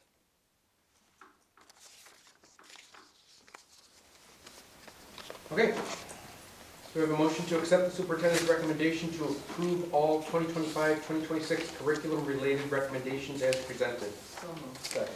Motion by Ms. Stevens, second by Mr. Benitez. Any questions? Roll call, please. Mr. Scott? Ms. Stevens? Aye. Mr. Cook? Aye. Mr. Benitez? Aye. Ms. Champagne? Aye. Dr. McNeil? Aye.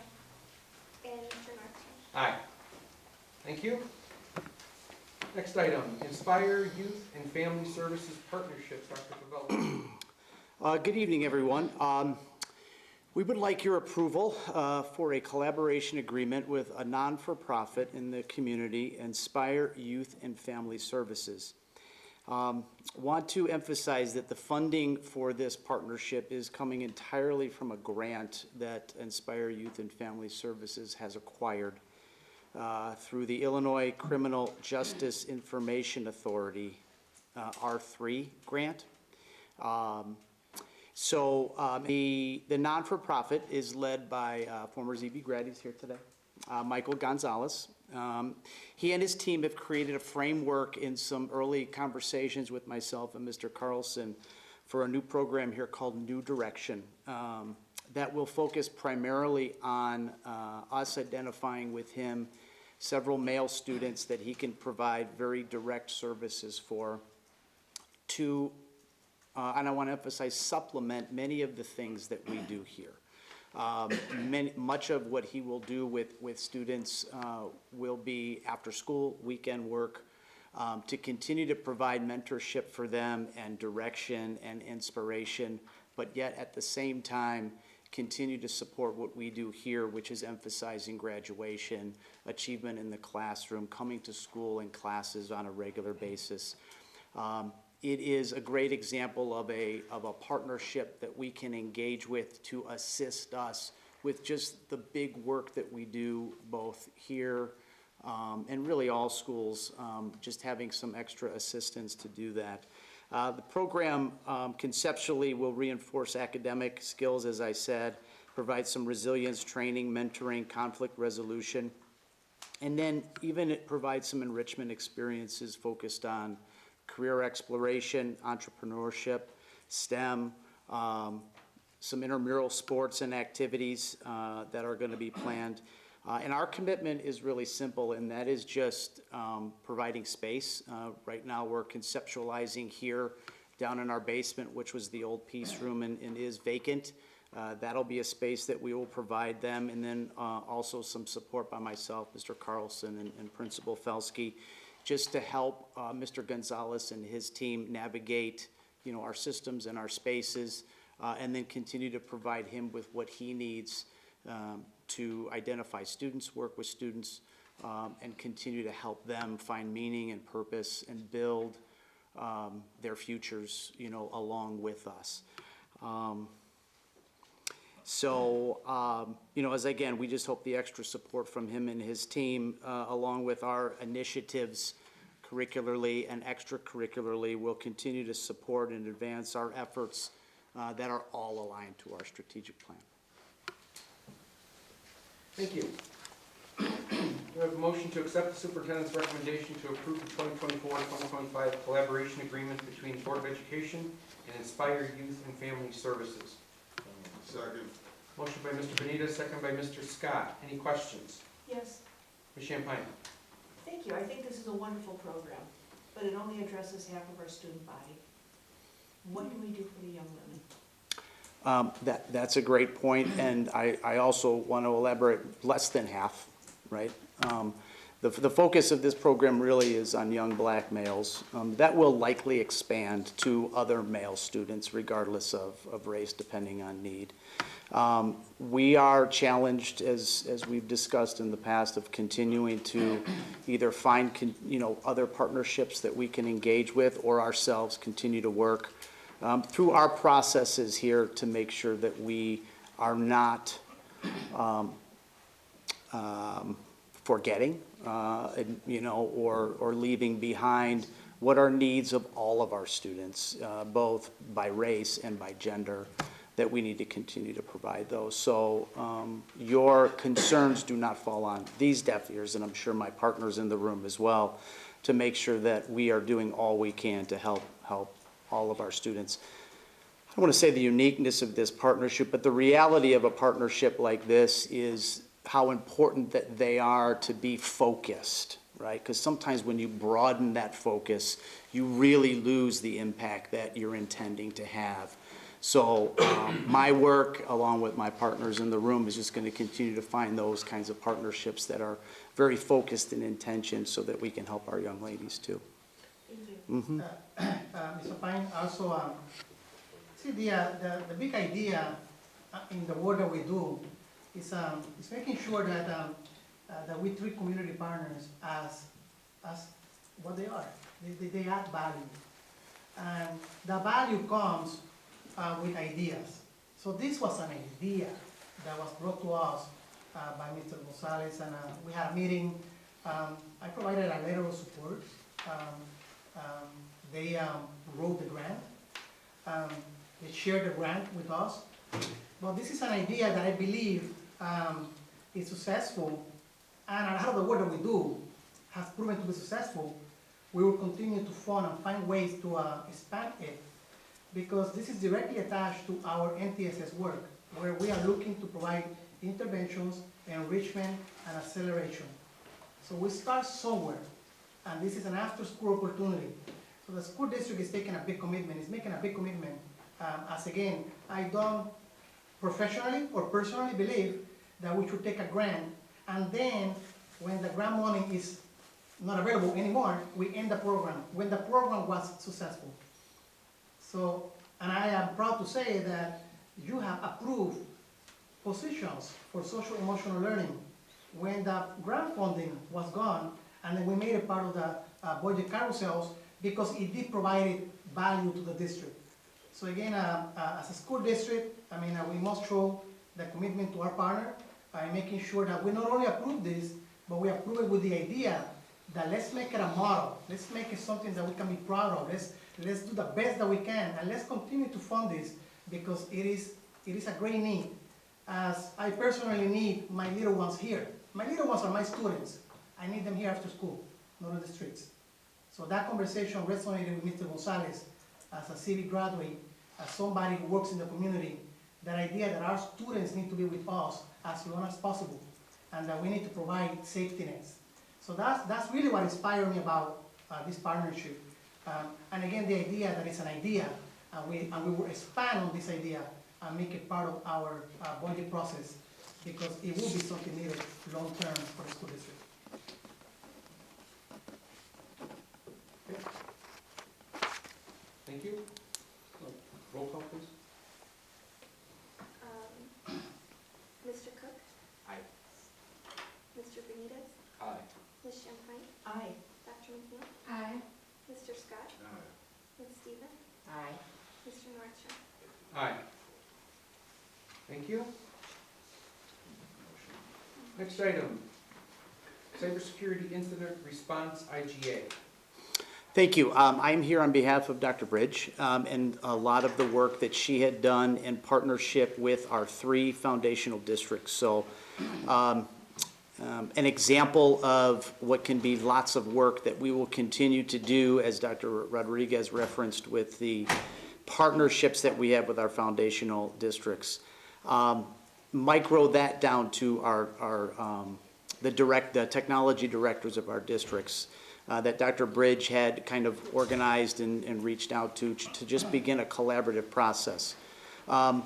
Along with what is unfortunately a danger that seems to be increasing, which is the cybersecurity threats specifically to school districts, which can be extremely costly. So we have infrastructure. Those our neighboring districts, District 1, 3, and 6, also have infrastructure and protection systems built in. But this partnership extends agreements across those that we can be there for each other if, hopefully not when, but if we were ever to experience some sort of attack on our systems. So thinking that an attack on one system is an attack on all, but we need to be there for each other.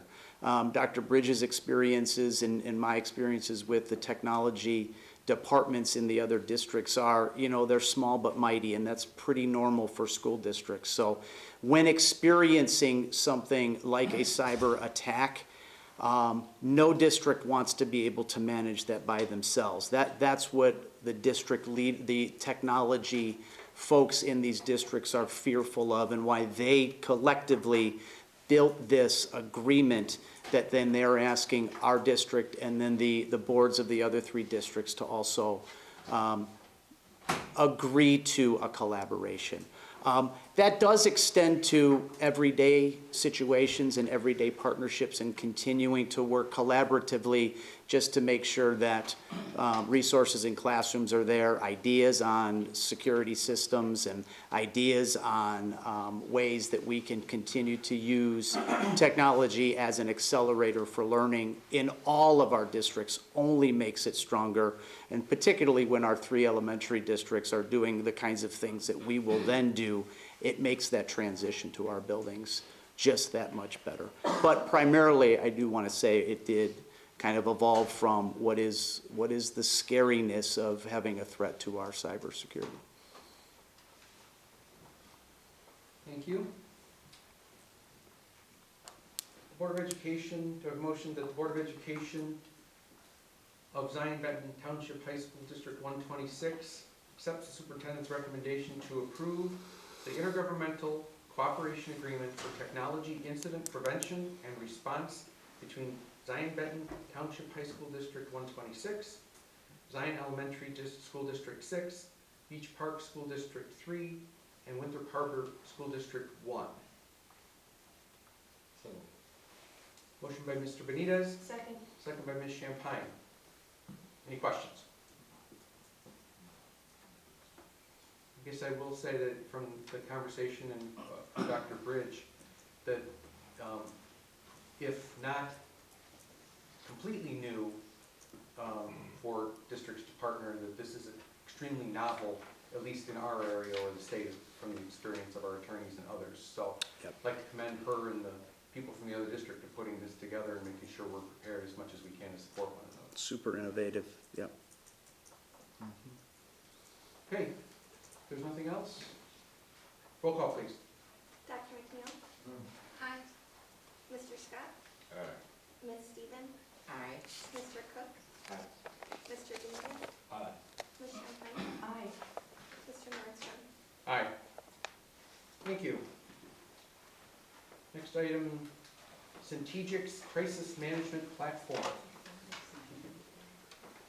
I think I said that correctly, did I, Mr. Hernandez? Yes. Okay.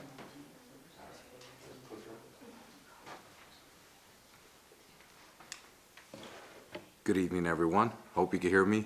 Good evening, members of the board, members of the community. Thank you for being here. First and foremost, I just want to once again express my commitment to the safety, not only of our staff, the students, but any visitors that come to any of the District 126 facilities. And as part of that, that commitment is always exploring and looking at new ways on some improvements, which is security. And first and foremost, I also have to say before I show the short clip, because I will answer some questions and provide a little bit more detail, but I thought it was only fair to maybe show a couple little clips of a video to give you a better understanding of the crisis alert system. This system is being funded through a grant that was spearheaded by Dr. Bridge, who put in a lot of work in this, and in collaboration with Ms. Moreno and myself. We're looking at different options of crisis alert systems, and we felt that, especially with our current climate and the threats that we're receiving regularly to schools and districts, that this would be a viable option, and which is why I'm here in front of you, presenting to the board and the community. And I want to say I can just click, right? Can you do that for me? Every second matters in an emergency. The Centegic's Crisis Alert System gives staff members the ability to instantly report emergencies and appropriately respond to any situation that may occur on a school's campus faster than ever before. The most likely use of the Centegic safety system will be the 3-press alert, used for common situations that require immediate medical as well as prevention and intervention in student altercations. But the Centegic system is also built to deal with the worst case scenario, a school intruder or active shooter emergency. A total school lockdown can be triggered by any staff member on the school's campus by repeatedly pressing the crisis alert badge. This type of alert immediately notifies the local safety team, district personnel, and all local law enforcement of a dangerous threat on the school grounds.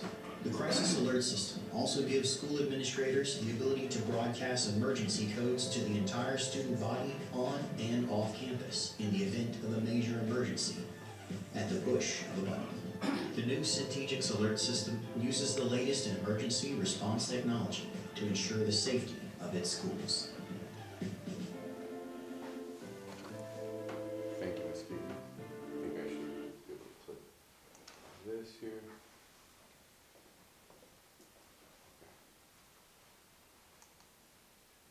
Okay, so just a quick background to kind of sum it all up for everyone, because there's a lot of information to unpack, but I'll give you a brief overview. So basically what this alert system, well, there's been studies done on people using different crisis alert platforms, what they've discovered is that human nature, you end up going into fight or flight, right? Something that's hardwired into us. You lose your motor skills, vision, tunnel vision, auditory exclusion. These are natural responses that humans have hardwired into them over evolution, right? So it's a safety mechanism. It's something that they do to, it's a survival mode. So what studies have shown is that when you have a crisis alert system that becomes a little complicated, such as maybe using an app, when you lose those motor skills, those fine motor skills, it's hard to get in there, open up your phone, even when you're nervous sometimes, just like I am, just standing up here, right, you get a little nervous. It's hard to navigate to a phone, especially if it's that high stress situation, right? You begin to lose those kind of things, and it's harder to notify someone and really get the help where you need it. So this is where that system really works, because it's really just one button. And the beauty of it is that once it's mapped out, this is also linked into the police department, right? Once you initiate this contact with this button, the administrators will know exactly where that alert is coming from, where we should send help to immediately. We'll also notify law enforcement. Law enforcement will be able to have this on their portable data terminals, which is their PDTs, in real time. They'll be able to get that. This is a closed network. Doesn't require Wi-Fi or cellular service. Why is that important? Well, if you have a power outage, right, that could affect your system, there's no infrastructure to build because it's a wireless system. So, again, cell towers. What happens in an emergency? Everyone gets on their phone. If you ever, New Year's Eve, what is everyone trying to do? Call right before the ball drops, right? Why? Because everything's kind of plugged up at the time. With this system, bless you, with this system, you won't have to worry about that. It's a closed network. One button activation, immediate notification to law enforcement. It has audio and visual cues for everyone. Beacons will be set throughout the building. And with this one button, if you were to go, worst case scenario, a threat of violence in one of our facilities, once you activate this, there's nothing else to do. It takes over the screens, pre-recorded video, a pre-recorded sound comes out, this is a lockdown, this is an emergency. The strobes start going off all through here. No app, nothing else. Law enforcement is notified immediately. Administrators are notified immediately, and it tells you exactly where in the building this activation went off. There's also a visitor management system attached to this alert system. But again, that's just like a brief overview. There's a lot more to this, but I kind of wanted you to get the sense of this, because it's not only for that active threat, right? If there's an emergency, let's say a medical emergency. My daughter, for example, has epilepsy, right? So she might be having a seizure. Well, what the teacher can do is they hit the button 3 times. It alerts that there's an emergency. Administrators will be notified, and we'll go and we'll determine what the best course of action for, what that would be is getting a nurse, getting an ambulance here. There's a fight in the gym. Activate that. A teacher's having a situation in a classroom. Same thing. 3-button activation. We'll be notified of the emergency. So that's just a brief overview. I'll give you a little bit of overview of the visitor management. The newest innovation in visitor management. Go ahead. Yeah, I'm sorry. Yeah. Thank you. Centegic's enhanced visitor management. Now, schools can achieve an unrivaled level of school safety with real-time location data of visitors while on campus. Once a visitor is screened and approved for entry, they will be assigned a Centegic's visitor badge. This new badge utilizes the locating capabilities of the Centegic's network to send real-time location data to your campus map, eliminating any uncertainty about where your visitors are or how long they have been on campus. Unique to Centegic's enhanced visitor management, visitor locating capability provides staff and administrators with information that creates safer learning environments and streamlines reporting by Knowing exactly where your visitors are on campus during an emergency for a faster, more efficient response. Receiving alerts if visitors enter restricted areas, adding accountability for your visitors, and empowering you to intercept and prevent an incident from occurring. Creating detailed activity reports for your volunteers and vendors, allowing you to see exactly how and where they spent their time on campus. Contact our team today to learn more about Centegic's enhanced visitor management. So this system also comes with, it would basically replace the Raptor system, which does the background checks with the driver's license, which would save some money there, because this is a complete package. The beauty of having the visitor management is that you could actually assign where that person is going to go within the building. You could even set a time limit if you desire. Also accountability for vendors, right? You can say, hey, you're paying for a service, they're coming in, you're giving them a badge, you know exactly how long they were on campus, what part of the buildings they visited. So it's just a really nice way of keeping everyone accountable and making sure that we know that where they're at in our facilities at all times. We'll be able to backtrack that in the event an issue or concern was raised by anyone. I did have the pleasure of meeting with Mr. Barton, which is the Chief of Police of Zion PD. I had the pleasure of meeting with him. Presented somewhat in a little bit more detail as to the crisis alert system. He was actually impressed with it. He was really delighted. And one of his main questions was, how do we integrate this into our squad cars, right? How do the officers get this? I actually got Centegic's on the phone together, and they explained it to him. He's 100% on board.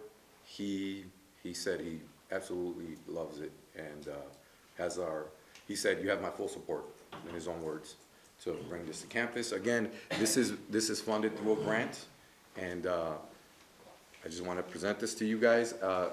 Timeline-wise, we're looking 10 to 12 weeks implementation. And if anyone wants to look at that, I'll be more than happy to show it to you.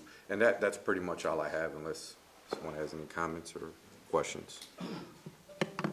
Let me get a motion on before we start with any questions or comments.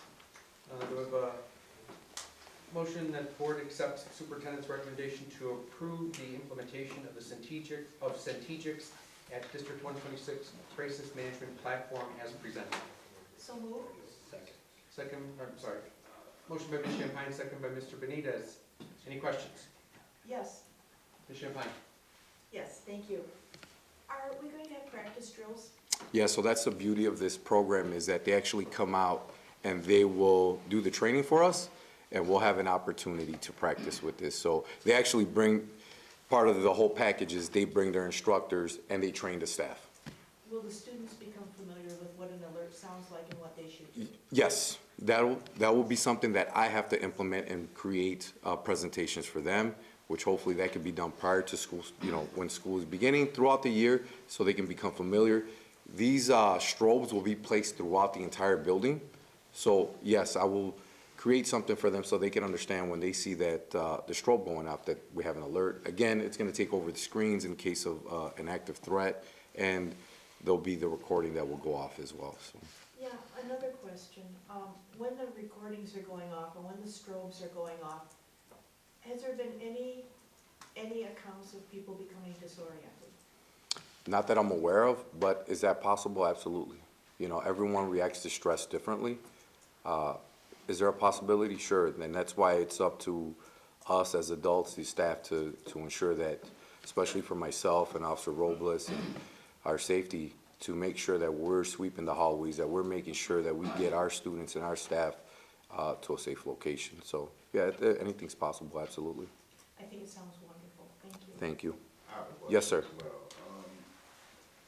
With the whole primary focus of it being dedicated to the threat of violence inside the school, how would it be differential for a difference between a threat to school, somebody having a health condition like an asthma attack or something, where the students are not thinking, how would you separate that using the system? So that's a great question. So the way it works is a 3-button alert, that's not gonna notify police. What that does is it notifies administrators, an app that we'll have on our phones. It'll automatically show up, it'll tell you where that alert is coming from. The only one that will automatically lock down the entire school and send notification to law enforcement is if they press the button 8 times and they go into the lockdown mode. That will trigger that response. But the 3-button press, that is just medical emergencies, maybe a student fight, somebody needs help in the school. So that would be the difference for that. Yeah. Yes. Will this also be implemented for after our events, say our sporting events and things of that nature? Yeah, great question. So yes, these will be they'll be basically like our IDs. So all staff members, this is the great thing about having something like this is that, let's say you use an application, right? You really can't force people to download it on their phone, right? You can have it on school laptops and things of that nature, but as far as telling them to download it on their phones, that's more of an optional thing. With this, it's just basically having right on your ID. So the staff members will be able to just walk around like I am right now. So we're at a football game, we're at a basketball game, volleyball game, any activity outside, it covers our campuses, our football fields, baseball fields, soccer fields. We'll be able to activate this at any time after hours. And this will also be given to our maintenance staff, right? They're included in this. Food services, they will be included in this because they're part of our community. And just because they're not necessarily teachers or administrators doesn't mean that they're not gonna see a threat, right? So we want them to have it as well. And that will encompass everyone that's in the building. So yeah, during the day and after hours. How far is the range if you're outside? Because it covers so much ground. The area covers so much ground. If you're far east, will it still be able to respond? Yeah, so pretty much anything, like let's say anything that's considered our campus will be covered, right? Anything outside of that, then no. But anything that's considered our campus, which includes our athletic fields, that's all in, it'll alert in that range.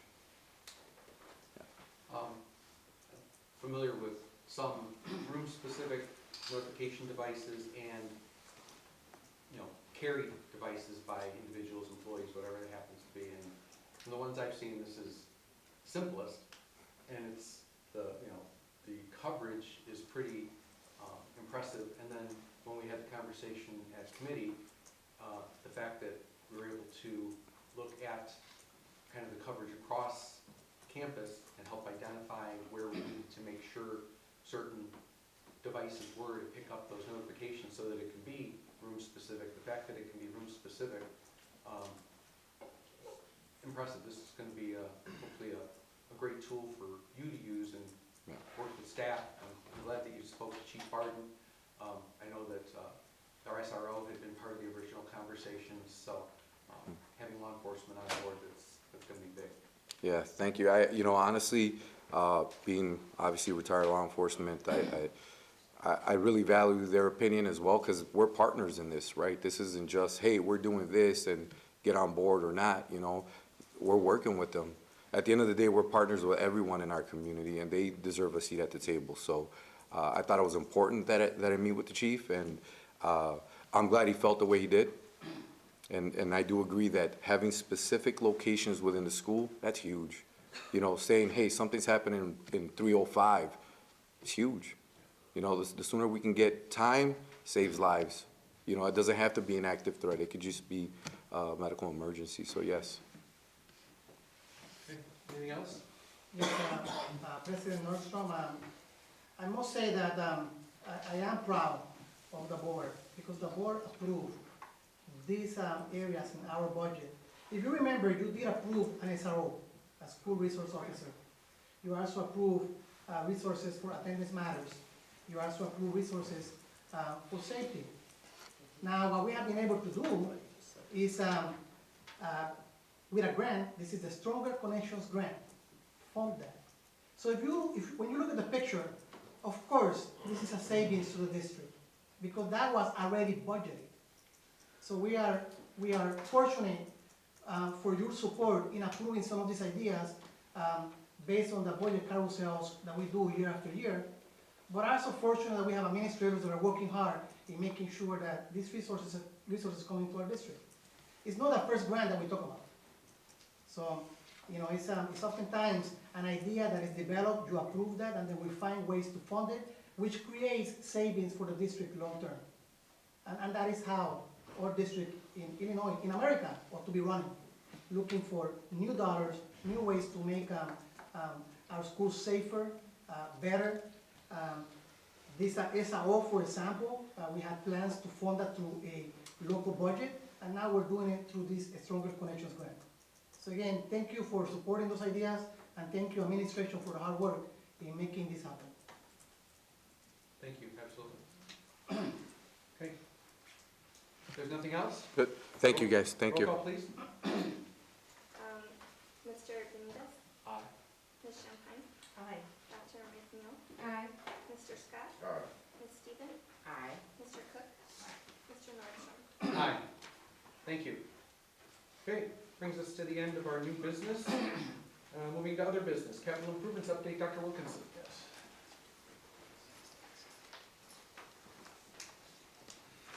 Thank you, President Nordstrom and Board of Education. Just wanted to quickly kind of update you on where we are in terms of construction projects. We're rounding out and completing our Phase 2 renovations. We're currently, there are some punch list items that we're finishing up.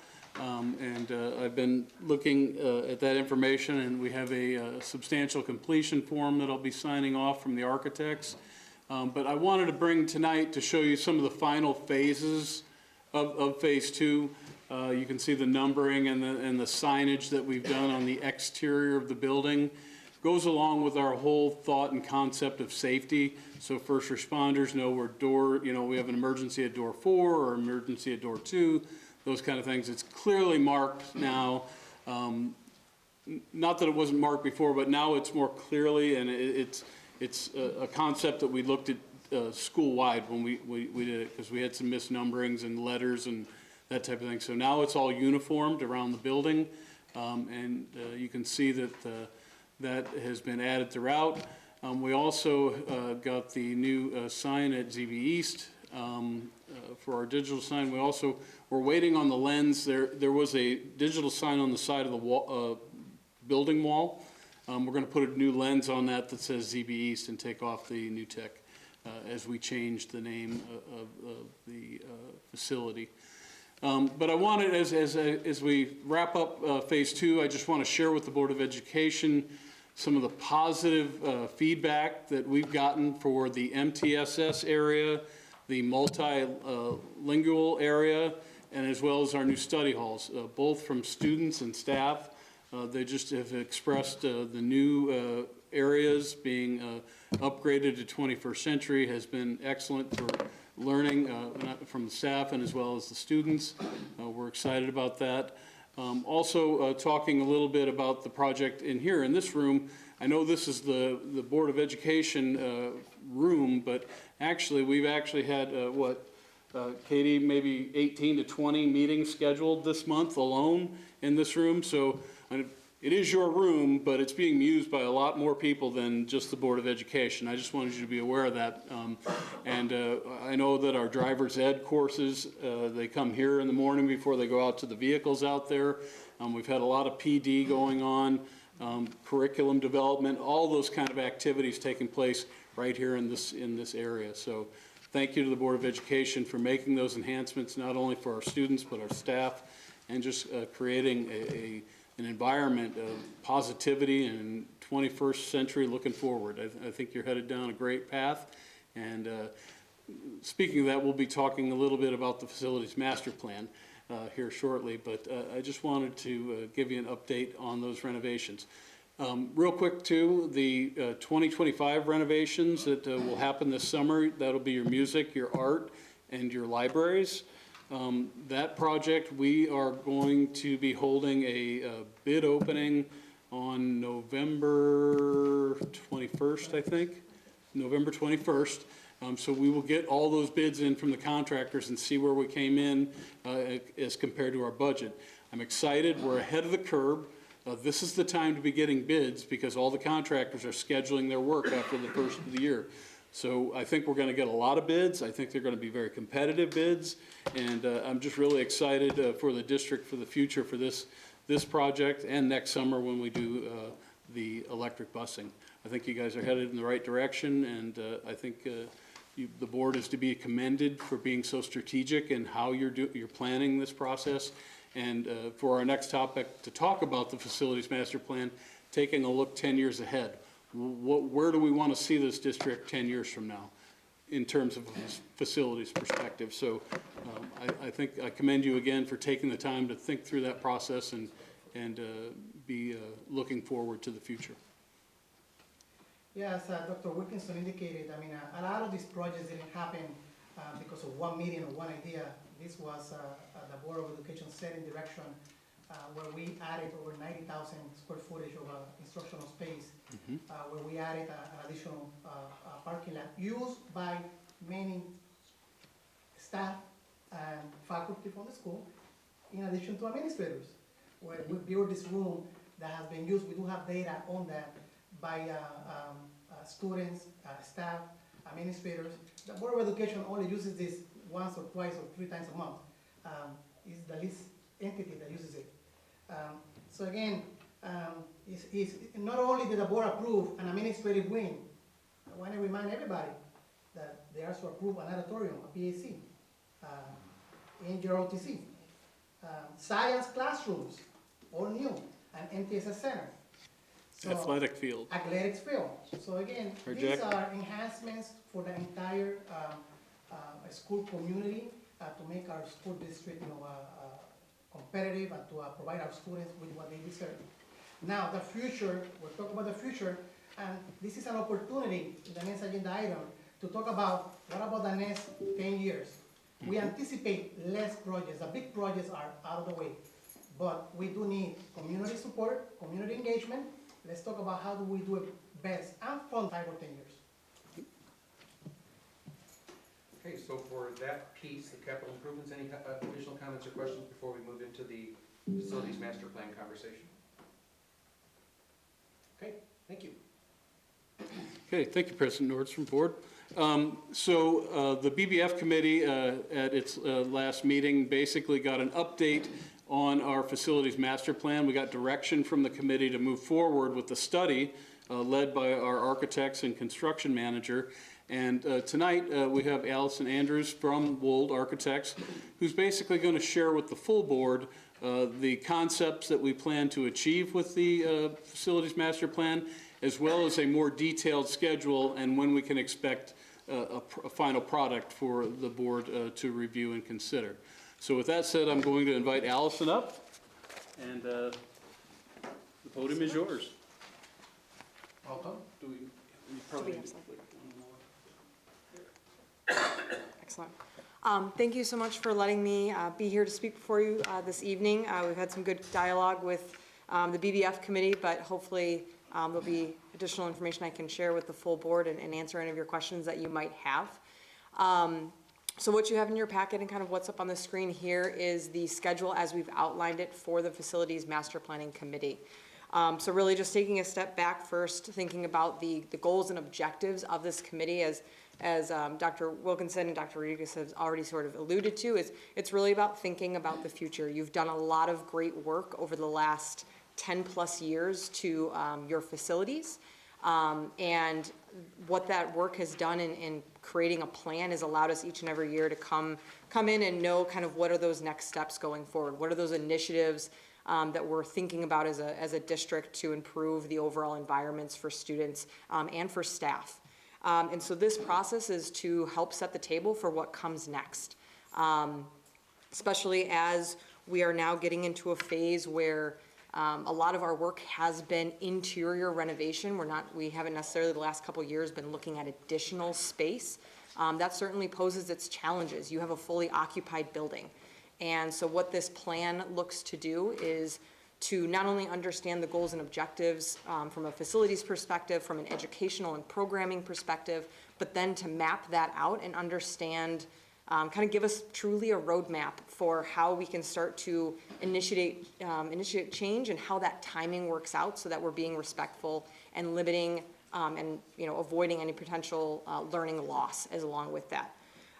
When we do any type of planning, we always really promote kind of this in 3 different phases. The first phase really being about understanding and collecting the facts and the needs. We want to do that by engaging with a broad group of stakeholders so that we aren't just hearing from one small subset, but we're hearing from the staff that are in the trenches every day teaching and working with students. We're engaging with the community so that we understand their vision for the district and understand what would be important to them as well. But then also gathering information about how these buildings are being used and looking for where those opportunity spaces are and how we can align the work going forward with things like that I was hearing discussed tonight, Vision 2030 and some of the curriculum changes, things like that. That second phase that we move into is then really about that option development. And kind of a little phrase that we always use is that options tend to divide people, but understanding the needs is what brings us together. So really at the onset of that options development phase is really coming to consensus on the needs, understanding where our priorities are. Certainly as a board, as a community, we would love to do everything, but we know that we have limitations, whether it's based on time, whether it's based on financials, all of those things are critical factors. So when we are doing that option development, we need to make sure we have a clear understanding of our needs and our prioritization of those needs. So that way, as we go into that option development, we're constantly checking ourselves to make sure we're in alignment with the overall goals and objectives of the process. That final phase of this master planning process is then looking at that final recommendation. And we'll be working with your construction management partner, Camosi, to understand the budgeting ramifications of these different phases, to work through how we start to sequence these phases. So as I mentioned, so that we understand how we can systematically work through any potential changes and initiatives without negatively impacting the learning that's going to be going on every day during the school year. So the schedule you see up here, it is, I will say, it's a fast schedule. We've got a lot of work that we want to get through, but certainly we want to take this on so that we can have that roadmap for the future. I definitely think it is doable given the amount of work and effort that's already been put into improvements within the district and the team that you have in place to help drive this forward. So we're looking to kickstart this whole process end of October and early November. Work through that initial phase kind of in November. You'll see, just for a couple highlights, we do have our first round of community town halls would be scheduled in early December, so trying to get out and talk to those community groups, understand their needs before the holidays. When we come back after the new year, then we'd be kind of moving into that second phase, that option development, making sure we have consensus on those needs as we go into that development. And we will have a second round of community town halls in early February to use that as a sounding board for as we're looking at those different options. How is that kind of being realized within the community groups as well? And then ultimately the goal is then to bring a final recommendation back to the board in March, looking at your BBF committee and Board of Education meetings as they're scheduled. So wanted to give at least that brief overview of the process and kind of walking through the schedules, but glad to dive into any more of the details or answer any questions that you may have. Any questions or comments? So I have a comment. I mean, as Alison indicated, I mean, we're looking for approval in March. So that means that requires a lot of work from everybody, including our community. Because we also have our strategic plan, which we're looking forward to bring forward in April or May. So those two big items will come to you, and the administration will work on that. This facilities master plan looks at a cost-benefit analysis and the idea of being business-oriented, as we will need this type of work as we especially manage the CEJA grant. As Dr. Wilkinson indicated previously, in order to do abatements, we would need, because it's not part of the grant, and I hope it changes, it would be great if it changes, and tax abatement or tax relief becomes part of it. So what we do is that we will use these projects in order to abate, or in order to have tax relief efforts. So again, at the end of the day, you will have a facilities master plan and a 5-year financial plan and a strategic plan that it is aligned and something that we can put a stop or pause if need be. The great thing that you have is that you do have a great construction model in this district, and I am proud to be part of it. I am proud of the administrators that are meeting every 2 weeks with Alison and her team, and also our construction manager. You do have, and you made the best decision in having a construction manager in this district. That was debated back in the day by members of the board and others. I must say to you, and I did contact the president about 3 years ago, 4 years ago, to say, you made the right choice with the board in having a construction manager as part of this model, along with architects, because pricing, because the best interest of the district has been at the heart of every project that we have done. So I cannot be any more proud from the natatorium all to the MTSS, what has taken place. So I thank you, and I thank you, Matt, and all of the administrators who are part of this, because it really is phenomenal work. It exemplifies excellence, which is what we are all about.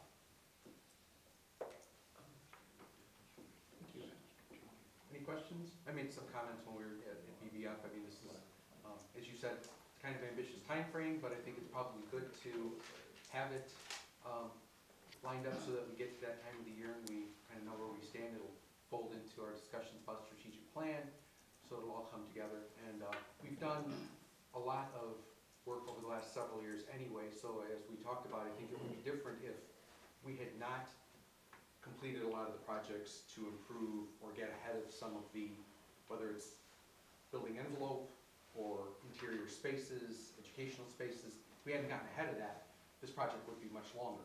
Absolutely. But now we can at least confirm that we are where we need to be for the major things, and then figure out what we need to continue to tweak or realign over the next several years. So, thank you. No, absolutely.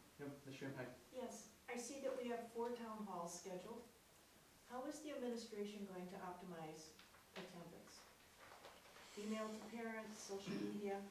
Email, social media, it's not limited to even a postcard to all families. So we need to put a campaign together with our administrators and principals to invite and do a huge effort in trying to get as many people as possible, because the opinion of community members matter. But we have to reach out, and we have a plan. I'll bring you a plan next month after you approve this. If you do approve it, I'll bring you a plan of communication and engagement, especially for the community town halls.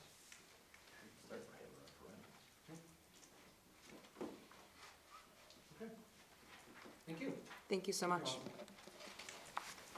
All right, that brings us, I don't believe there are any other items under other business?